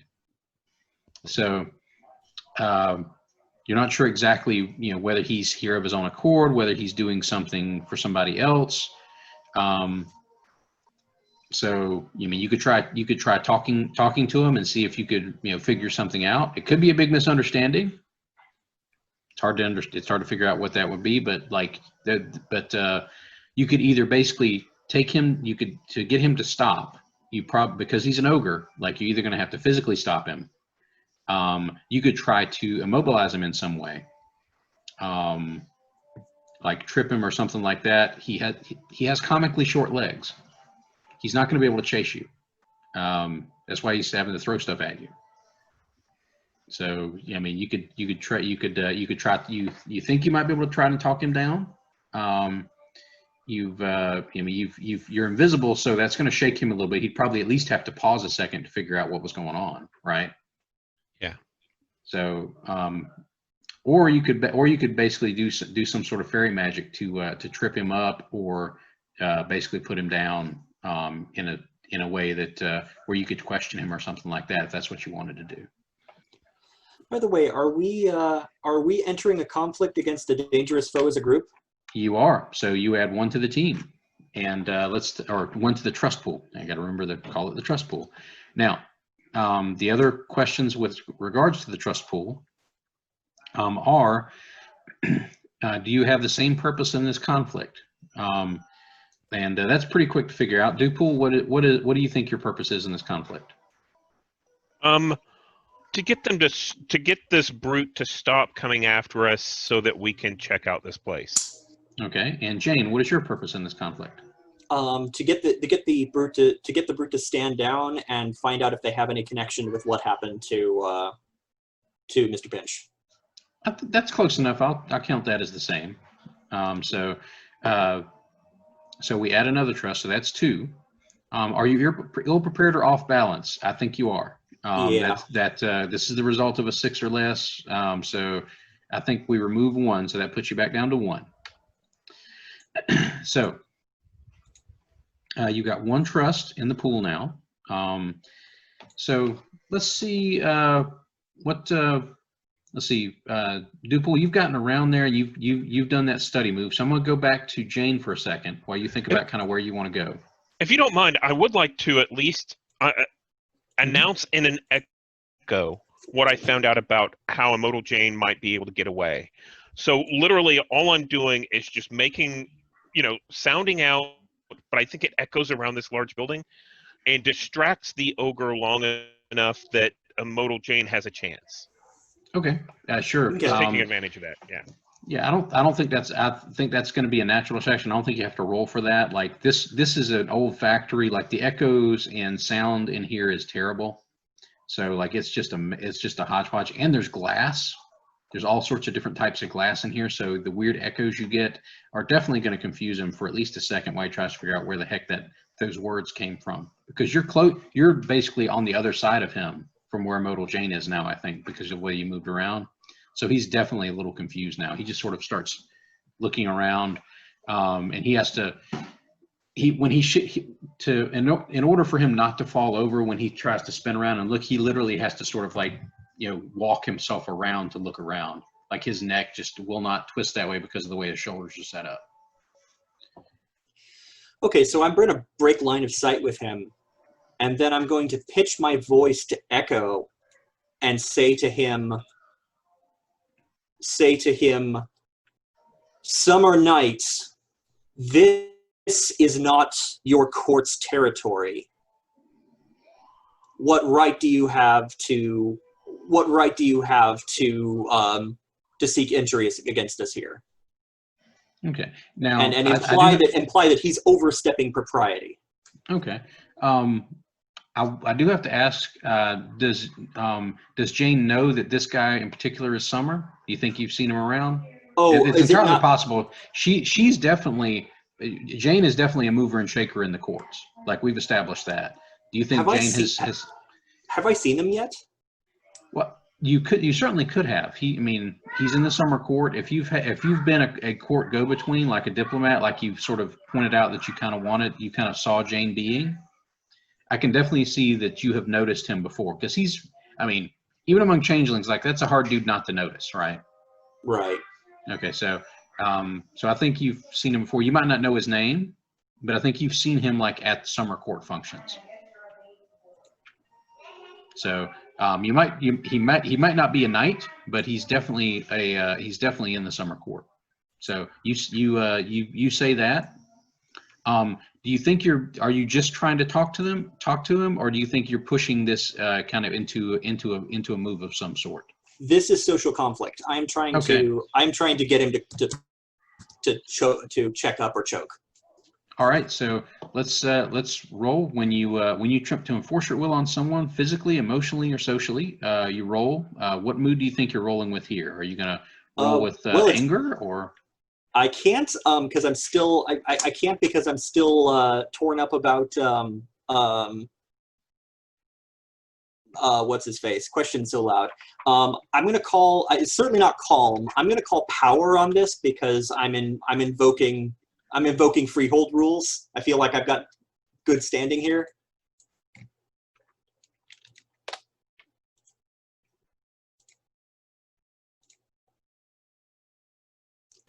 That is my power is a +1, I believe. So that makes this a 7. All right. For your party does not like me today. Yeah. Okay. So on a hit, on a 7 to 9, you pick 2 from the list. So what 2 options do you want from that really long list of options under conflict? And I get 2 of these. Mm-hmm. Is it possible for me to advance? Is it possible for me to advance mid-conflict, or should I save my advance for after the conflict is over? I think advancing mid-conflict, unless you give me like a what would you use your advance for? Let's see that. You could discover a new fairy power in the midst of conflict. That's cool, but yeah. You know, I'll save it for later. I was gonna suggest pick up retort, but it's awfully opportunistic. Well, hey, look, if discovering a new power in the midst of a stressful situation is definitely something that happens in a lot of supernatural, drama stuff.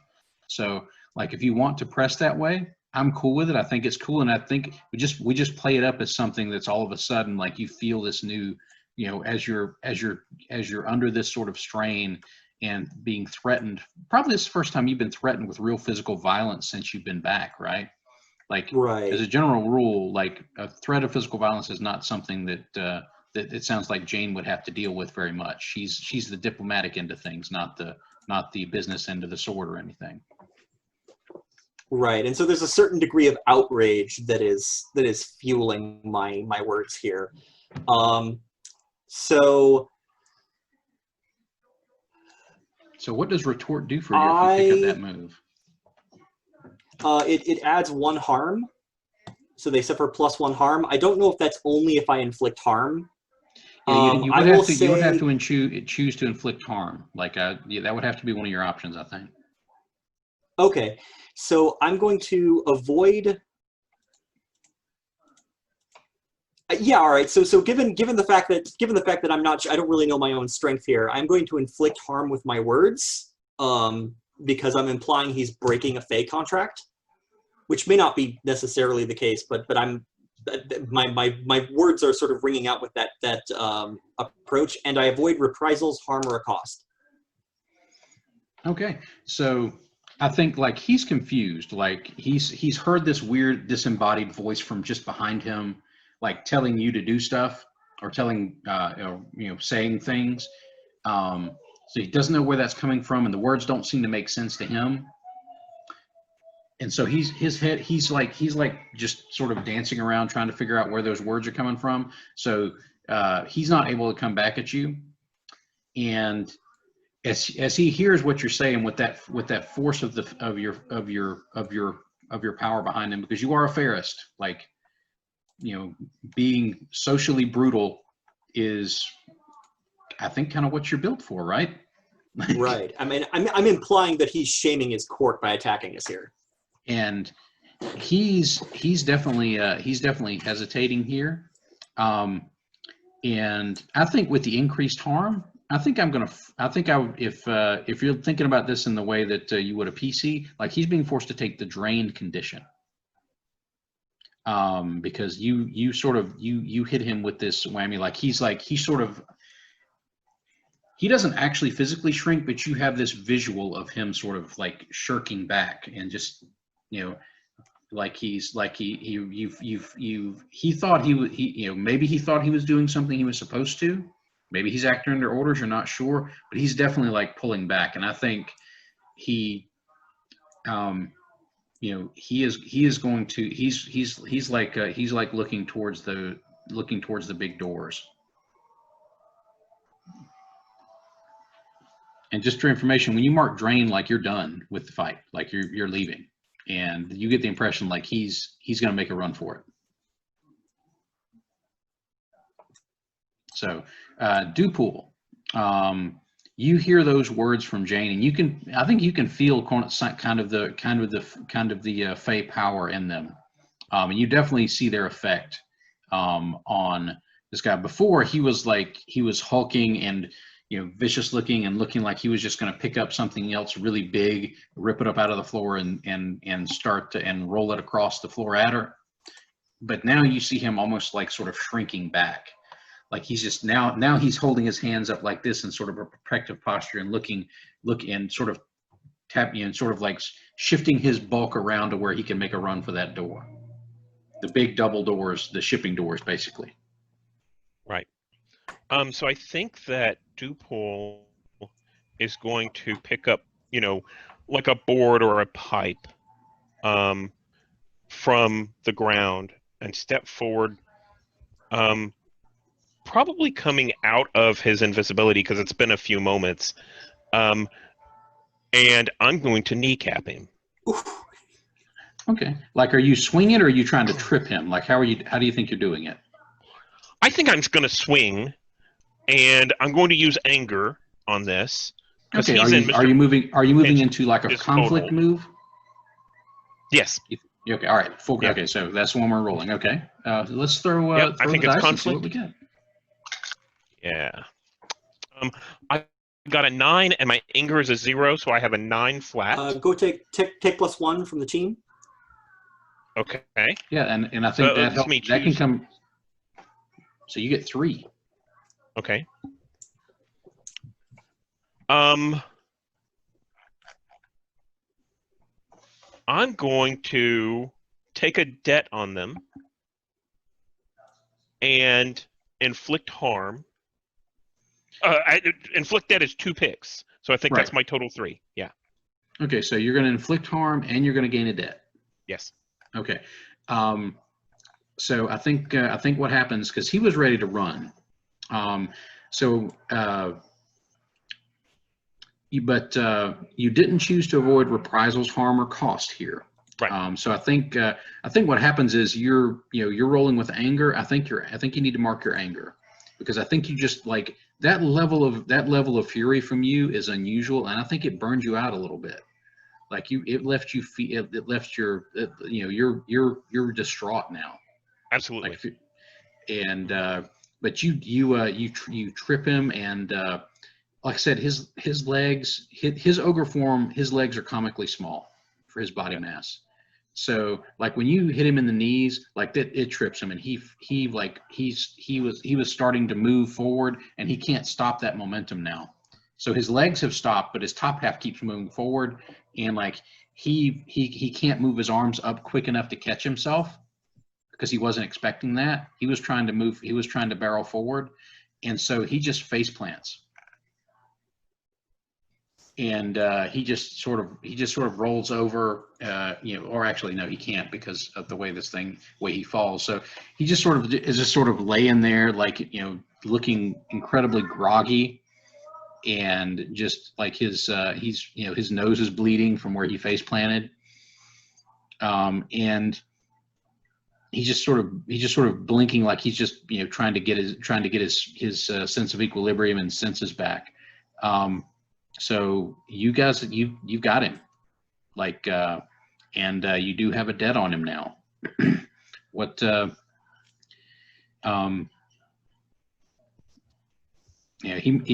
what do you want to?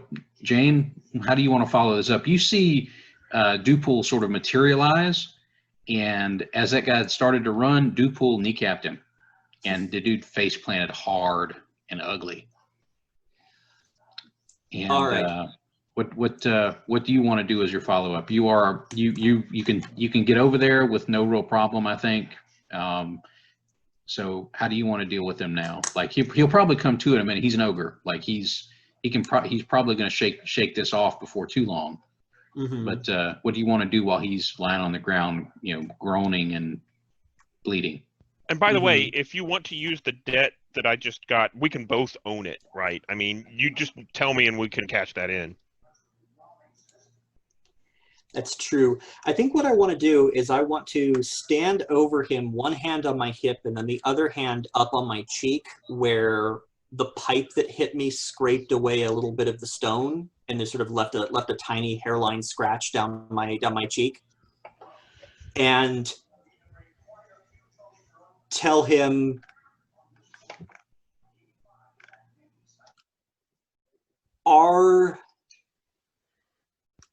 So I do want to pressure him. I want to pump him for information. The angle I'm thinking is basically the courts are coming. You've made enough of a scene. The courts are coming to back us up. You don't want to be here when they get here. Answer our questions and we'll let you leave. But that might be too aggressive for the fact that he's an ogre and is not necessarily out of the fight yet. However, what I was going to say is, if you want to cash in that debt, one of the options there is give you a worthy and useful gift without cost. So basically, we can say, we won't tell anyone about this if you spill the beans. Yeah, I like that approach. Yeah. Okay, so if we look at our cash in the debt move, you can make an NPC give you an honest answer, give you that gift without a worthy and useful gift without cost. Now, it sounds like you might want an honest answer rather than an actual gift from this guy. Am I reading what you're asking for correctly? Yeah, I think so.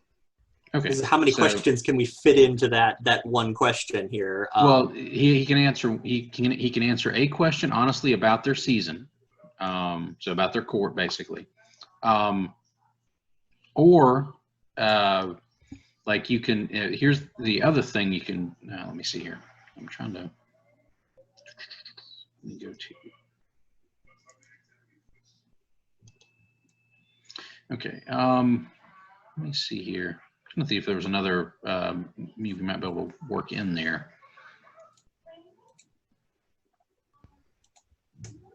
Guess I could see if I'm just double checking the conflict tools too, because if I think the conflict. I don't think you can get. I think you get a more straightforward thing out of him with the debt. I think. Yeah. Because that makes it easy.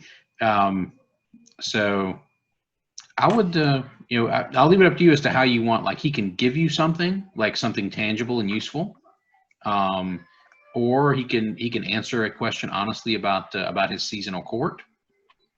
Or you could pick any one of those options, and then you can follow it up with something else. I mean, in addition to cashing in the debt, because there's two of you there. And Dupool can be said to cash in the debt because technically Dupool owns the debt, right? And then so Dupool gets the debt move, and then Modal Jane, you could follow it up with a move based on what happens from that debt move if you'd like. Okay. Stephen, my questions in order of meatiness, ascending order of meatiness is, why are you here? What has happened to Mr. Pinch? And what is Summer up to? I'm not sure how high we should shoot with our one free question, but... How about a question phrased like this? What does Summer have to do with the disappearance of Mr. Pinch? What do you think? Yeah, that's reasonable. Yeah. Let's do that. Okay, so Dupool, do you pose that question directly to him as you're hovering over him? And that's right. And basically, I think that Immortal Jane just said, other courts are coming. Other people are coming, and then I respond, if you tell us the truth, we won't implicate you in this problem. You can get away, which I think is what he wants. Yeah, we can all forget this happened. Going. Yeah, that seemed to be where he was going. Okay, so it takes him like maybe about 10 or 15 seconds to sort of get his senses back after the shock of the fall. So he looks up. He looks at each of you, and this takes an effort for him because of the way his head is. He has to like almost roll over like this to be able to see you, and he has to go over like this to be able to see you. And he says, "Okay, I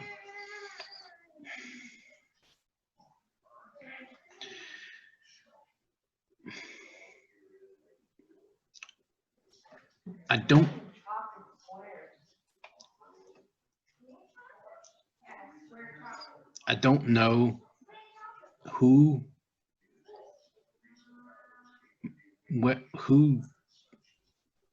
did anything with Mr. Pinch, but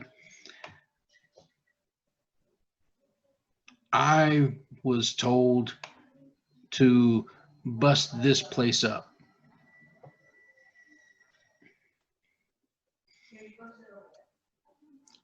And I don't know where the orders officially came from, but I was told to do this by Gloriana.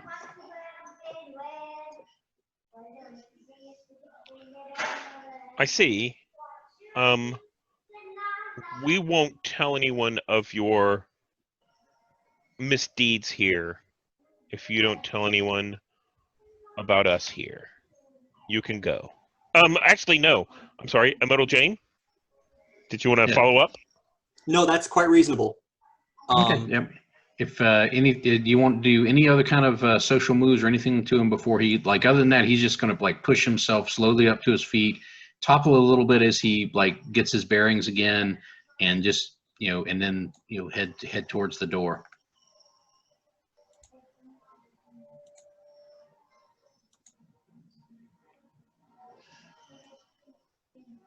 So anybody else want to do any, ask him anything or or say anything else to him before he goes? I've got a follow-up question. I'm trying to word here along the lines that sort of touches on my accusation to him previously, and say basically, again, this is not Summer Court property. Is this any court's property, or is it just sort of unaligned? When you came here, you didn't get the sense that this is aligned with any court. Like, Pinch bolts here, so I guess loosely it will be associated with their court, but it's a very loose association. Like, your house doesn't count as court property. You see, if you understand what I'm saying. Mm-hmm. Like, this is not ritually designated like Summer Court property or Autumn Court or Winter Court or anything else. It's just, this just happened to be an old like derelict factory that Pinch sort of bolts to when they're trying to get away or blow off steam or hide out. All right, so I will say this is not Summer Court's property. Why do you think that Gloriana asked you to trash a random piece of the city? And he turns, you can tell, like, he's, he thinks about it. He says,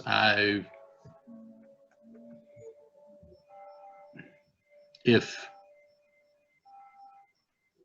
maybe she's mad at Mr. Pinch, if this is where they were holed up, like you said.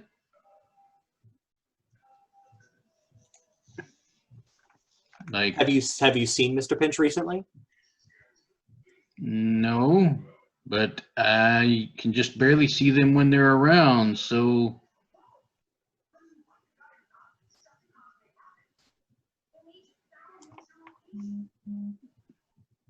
I glance over. And he says, I haven't seen her for a long time.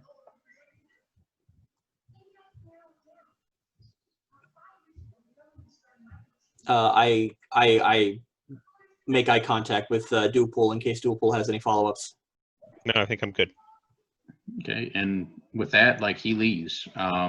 He has to sort of wrench the door open because you saw from outside, like, it was like chained up and stuff. So he has to wrench it open because And you can see, as you guys sort of glance around here, you can see where he came in on the, one of the other loading doors on the other side of the building, and that one has obviously been wrenched open. Because he had to come in, he had to bust into that one to get in here to start with. And he just wrenches open this door and like leaves. Sort of not particularly fast, because he doesn't move fast, but and he's gone. Do you guys want to look around here a little bit more, or do you want to make a move to somewhere else? Like, what's your next step here? So I have a good idea about something to do here. Do you have anything, Will? Just thinking, a modal Jane says out loud, why would he be sent to trash this place? Either to clear evidence of ill doings, or to remove this bolt hole from Mr. Pinch's bag of tricks, which would imply that she's still out there and unconstrained. Or at least Summer thinks so. That's certainly a hopeful thought. And So yeah. No, go ahead. Lead on, sir. Okay, so I have an idea. I think what I'd like to do is invoke contract. And I'm going to extend my senses. So let's see how this works. And I'm going to do this with power. Okay, let's see how you roll. I rolled a 7 plus my power plus 2 was a 9. Okay. And I think we're out of out of trust in the team pool. Yeah, so you get a 7 to 9 result. So I have to tell you the catch. Good. You have to carry that catch out or mark a mood. So describe to me how you're extending your senses, supernatural or otherwise, and then I'll think about what the catch might be based on what you're trying to do. Fantastic. So I think that, and to be honest, I just wanted to do this because I thought it would look cool.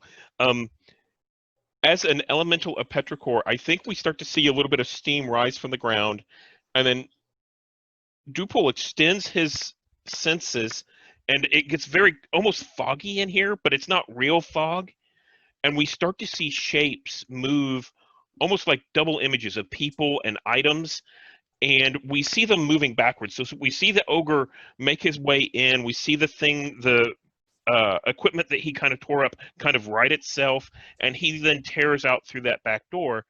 And what I'm doing is I'm extending my supernatural senses to see what happened here in a foggy kind of way. And I think by doing so, I think I've opened up a modal Jane to be able to do a study move to see what all's happening. Okay, I like that. I think the catch here is going to be that like as you're muddying with time, which is basically what's happening. I think that basically your internal clock is going to be flipped. So for the next 24 hours, you're operating like with your internal clock flipped. So like whereas normally, like it sounds like you would be operating like dawn to dusk as your standard cycle, right?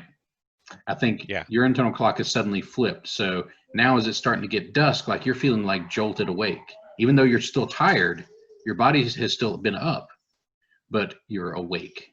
Like Perfect. You're just, it's throwing your clock off. You're just not going to be able to get your rest. So I think, we'll sort of keep that in mind. I don't think you have to mark a mood, but like, I think the next time you have to mark a mood, I think it's probably going to be, you're going to have to mark drained, because your body just went through like an extra day, effectively an extra day's worth of stress and activity. Yeah. Perfect. Okay. All right, so I'll get a good vantage point, and I will stare down at the roiling morass of images and see if I can gain any clue about what happened here before we arrived. Okay, cool. This is a study with calm.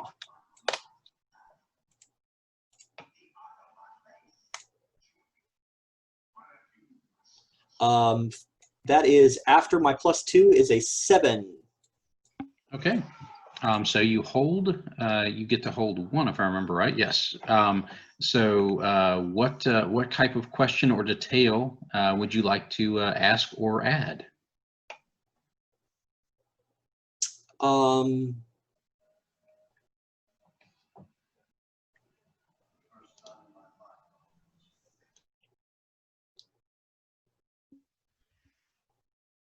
Not only has Mr. Pinch been here, I think Mr. Pinch is still here.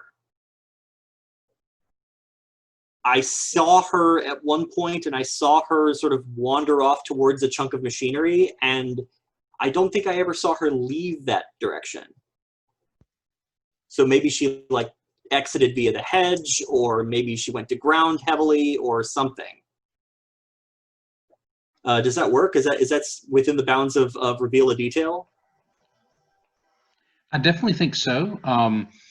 Now, do you want to have the detail be that that Mr. Pinch is still trapped in here somewhere, or do you want to have the detail be they left through unconventional means and you're going to have to track them down? I think they're trapped in here somewhere. Okay.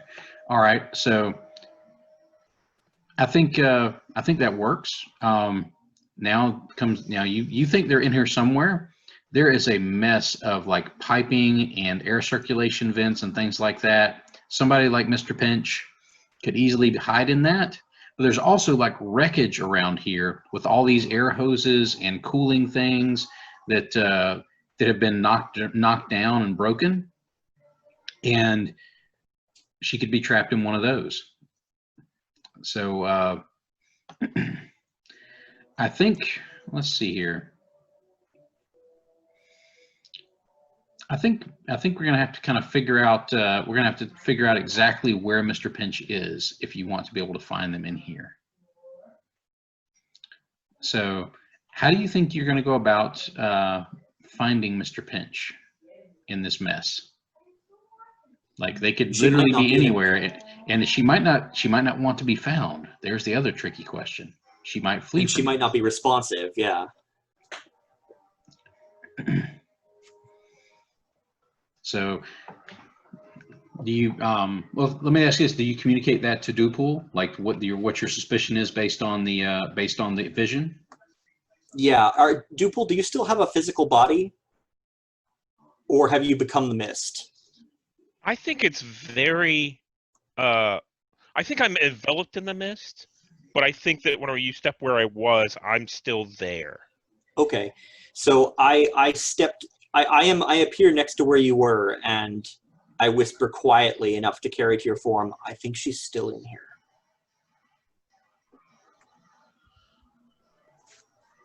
And I sort of gesture at a quadrant of the. I sort of vaguely gesture at a quadrant of the factory. That was the last place that I saw her. And I think I released the contract, and I think all that mist and everything goes back to the place where it was. I kind of sag a little bit, and then step back up as if I just woke up, and I kind of stretch a little bit and say, let's see about. So I can see 2 ways that this might go. We can search this place, or we can try to coax her out. By coaxing her out, I could see a couple of ways. We could appeal to her that we're just trying to help. We could explain that we're trying to look for Summer, but being so blunt and plain seems to go against a changeling's nature. Do you have any suggestions? What? I'd say if you guys were Summer Court, you could be blunt and straightforward with no problems with your fey nature, but nobody's Summer. Mr. Pinch is Autumn Court. Yes. So we don't have any direct ties to her court. However, you have a direct tie to her as a contact. So you may be able to appeal to your shared history. I think the best that I can do is appeal to the fact that we're trying to set things right and multiple courts are concerned about her well-being. Right. So I think I'll step out into the center of this open area, facing the quadrant that Immortal Jane, pointed towards, and I'll say in a loud voice, "Mr. Pinch, you know me as a friend, and sometimes more than a friend, and I can say that I'm not the only one worried about you, and we want to make sure that you're okay. And I can say that at this point in time, Summer is no friend to us. And I don't believe Summer is a friend to you, or our rival, the Ogre, would not have been here trying to tear things up. If you come out, you may be able to help us in our task to understand what the Summer Court is doing." And I think at that point, I take out of my pocket a token of the debt that Ashwine gave to me from Gloriana. And I say, the Ogre said, this is the person.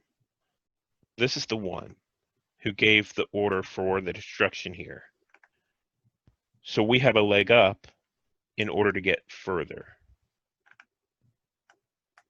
With your help. So I have no idea what kind of mood that is. Oh, you're on mute. Yeah, I think that's the tricky part here. What you're trying to do, I think, is convince her to make herself known and come out and talk with you guys. So how about I think support? Well, you're not necessarily supporting her because you're wanting her to do something more than you just want to support her, right? So I'm thinking probably we're dealing with a social conflict here.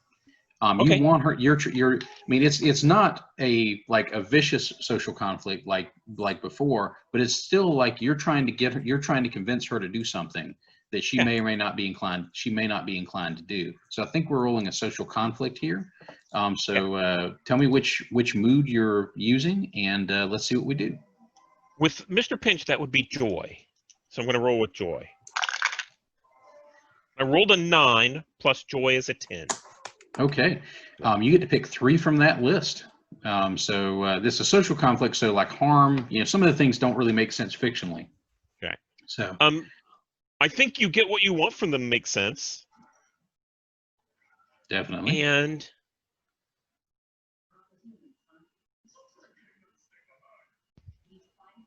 I don't really see anything else that makes sense. You could gain a debt because you did run the Ogre off. I mean, that certainly makes sense. You could gain +1 forward based on your interaction with her. I think what makes the most sense here might be the debt. Let's do that. Okay, so you get to pick 3 of them. So you get what you want from them. That's 1. Right. And the debt is 2. You gain a debt, and that takes 2. So you're good. Okay, so I think you see that sort of telltale mist from Mr. Pinch, and I think with Mr. Pinch's mist, there's something that you can always tell that it's her when you see like that sort of smoky, that sort of smoke filter up.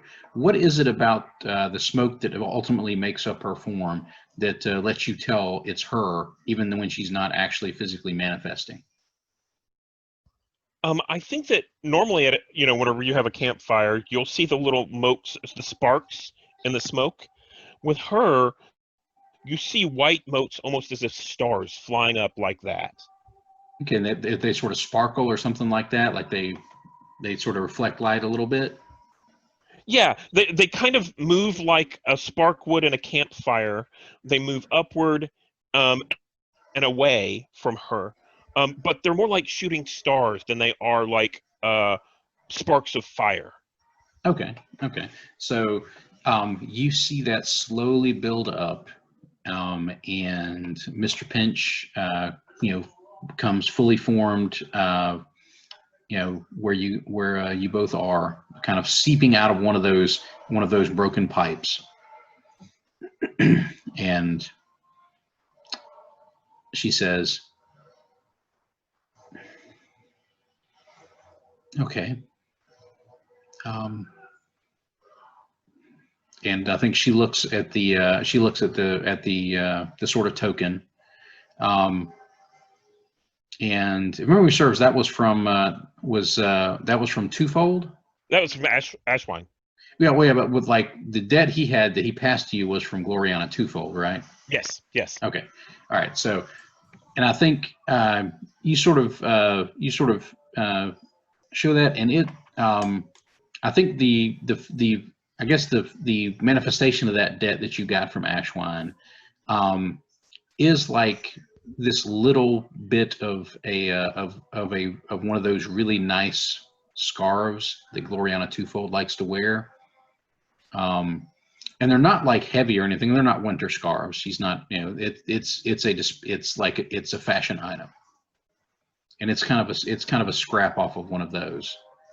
And now you guys had also noticed that Ashwan had some sort of other token on him that looked like a game token, but you didn't get the debt. You didn't get anything related to that. You just saw him with it. So that's still a separate thing. And she says, "Okay. I mean, I appreciate what you did, but what?" And she like looks around and says, "I don't think you want to get involved in this stuff. This is getting ugly. You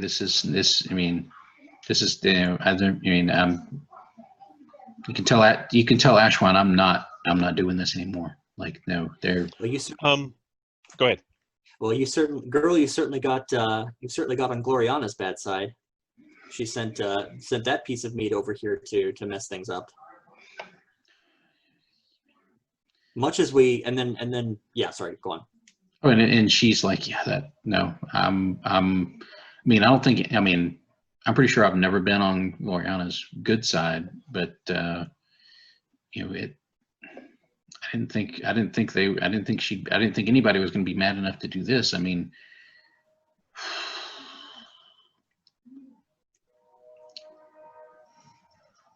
but as much as go ahead, sorry. As much as we would like to not be involved and stay out of this, our princes have other opinions.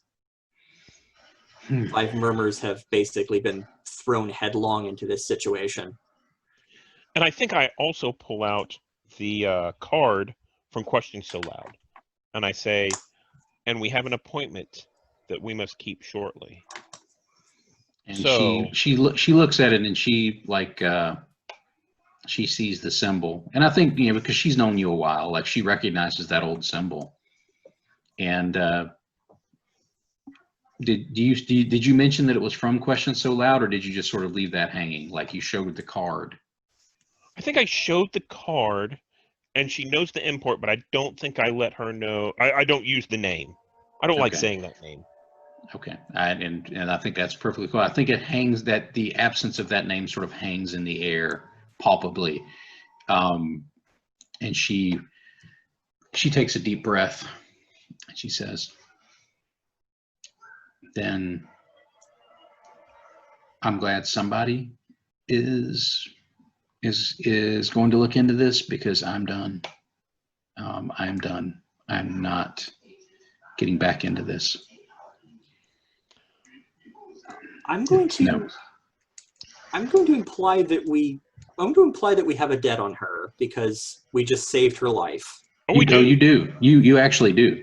Yeah. Like you feel, yeah, like you don't have to imply it. Like she feels it.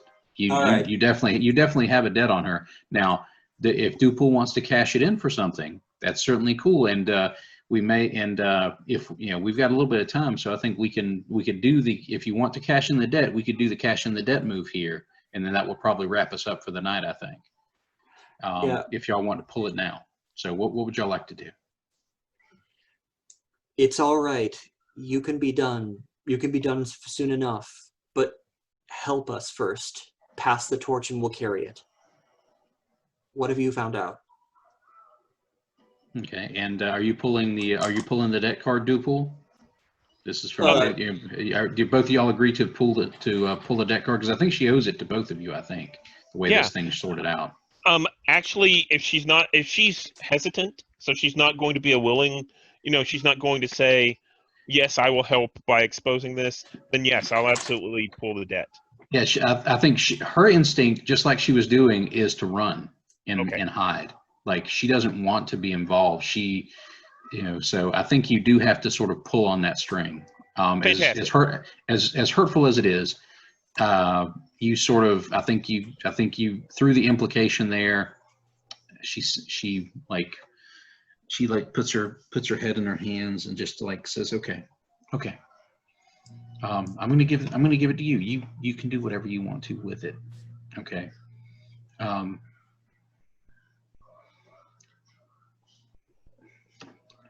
Ashwan asked me to find out what the summer court was planning to do. Okay. And Ashwan thought that I was going to get some dirt on like Questions So Loud, because like everyone knows what a power hungry ass he is, right? And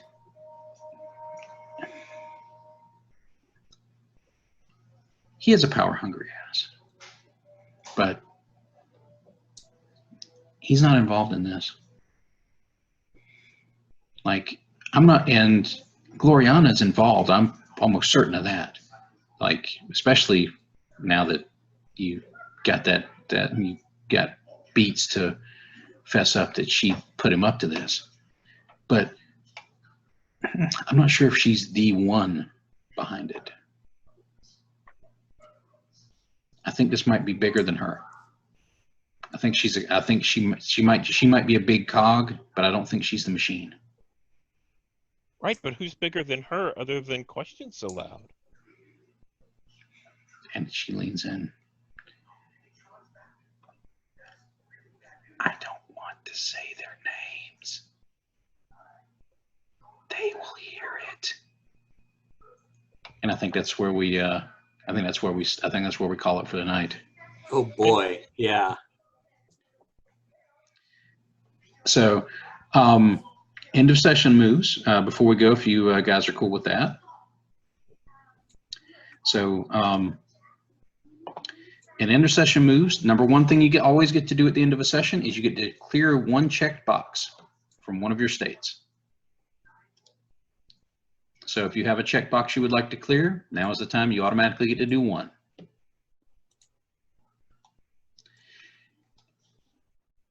Okay, has everybody done that? Okay, and Dupool, if you'll make a note somewhere on your sheet or somewhere you can find it, like the next time you have to mark a mood, you have to mark drained because of the catch. That. Okay, I've already done it. Yeah. Okay, cool. Because I will forget that. This next part of the end of session move is, and each of you will have to answer the following experience questions. For each yes, you mark 1 XP. First off, I'm going to go to Jane, because I'm going to go clockwise around my screen. Jane, did you express your seeming or kith? I did. I feel like my being I think the mechanics of me being a statue were highlighted pretty heavily in this, so I'll take it. I think so. I think so as well. And of course you went social monster on him on hammering beats. So definitely a hardcore Ferris move. So I agree with you there. Mark 1 XP for that. Did you express your season? I felt like you called on winter a couple of times there. Like you did especially the to sorrow Ashwine. move. Yeah, you did the sorrow move. I think that figured in pretty well. So mark an XP for that. And finally, did you express your humanity this time? That's still a question mark. I can't recall anything specific, but you might remember something that I missed. Reaching out to comfort Ashwine out of a certain sense of empathy might count. Oh yeah, that does actually. I think that's a human thing to do. Definitely not a Ferris thing to do to comfort people. Like Ferris don't do that. So I think you can mark XP for that as well. And Stephen, on Dupool's end, did you express your seeming or kith this time? I kind of think you did. I saw a lot of like mist and stuff like that. So definitely mark an XP for that. Did you express your season this time? What about spring? Did you throw around? I think you did. I remember a couple of times where we specifically talked about spring, about spring and the court and things like that. And specifically, I think one of these last moves that I did, probably to bring out Mr. Pinch, I specifically used joy, as this is how my court expresses the truth and interest in others. Yeah.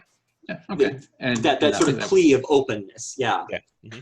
Oh yeah, spring is all about opening up, flower bulbs, like all sorts of stuff. So I definitely think we got that there. And Dupool, did you express your humanity? I think both of you were kind of involved in that, like comforting of Ashwine, and that's a very human thing to do. I would also say I probably expressed my humanity by kneecapping the ogre. Right? Yeah, that was a surprising display of like human viciousness. Right. Like, so yeah. So I think you definitely got an XP for that. There was sort of a hilarious counterpoint, chastising him for having broken Kith rules, pipe to the knee. Right. Well, there's not if you roll a piece of industrial equipment at somebody, I think you have to understand that you're authorizing them to kneecap you. I mean, well, and I think that it was more of the fact that he was here to threaten Mr. Pinch. This isn't his place. This is Mr. Pinch's place. Get out. Right. Oh yeah. So I think each of you got to mark 3 more XP. If that pumped you up to going up a level, feel free to add your advance. And Jane, you took the report as your advance, right? Yeah. Okay. I'll try to prep whatever my next advance is ahead of time so that I don't get flat-footed by it next time. Well, it happens that way sometimes. And like I said, it's really cool in fiction, in supernatural fiction, just like in superhero fiction, for moments of stress and fear and anger to bring out new powers. So I kind of like that idea. Like if you had used your advance to just increase a stat, I'd have been like, maybe. Yeah, but that's boring. Those are the boring picks. Yeah. So, but discovering a new fairy gift or a new fairy move and something like that, I love that stuff popping up. Let's see, Dupool, did you hit an advance this time? I hit an advance earlier, and I took an additional, what's it called? Primal Force elemental move thing? Okay, cool. Which was the new one? The new one is shielding. Oh, that's a fun one too. Okay, cool. Yeah. All right. Do you guys have any follow-ups you'd like to add before we close out the recording here? Okay, cool. For everybody watching, if I'm able to put all these disparate videos together so that folks can watch them, I'm glad you watched them. And if Alexi and Leah see this, hope everybody feels better, and we hope to see you next week.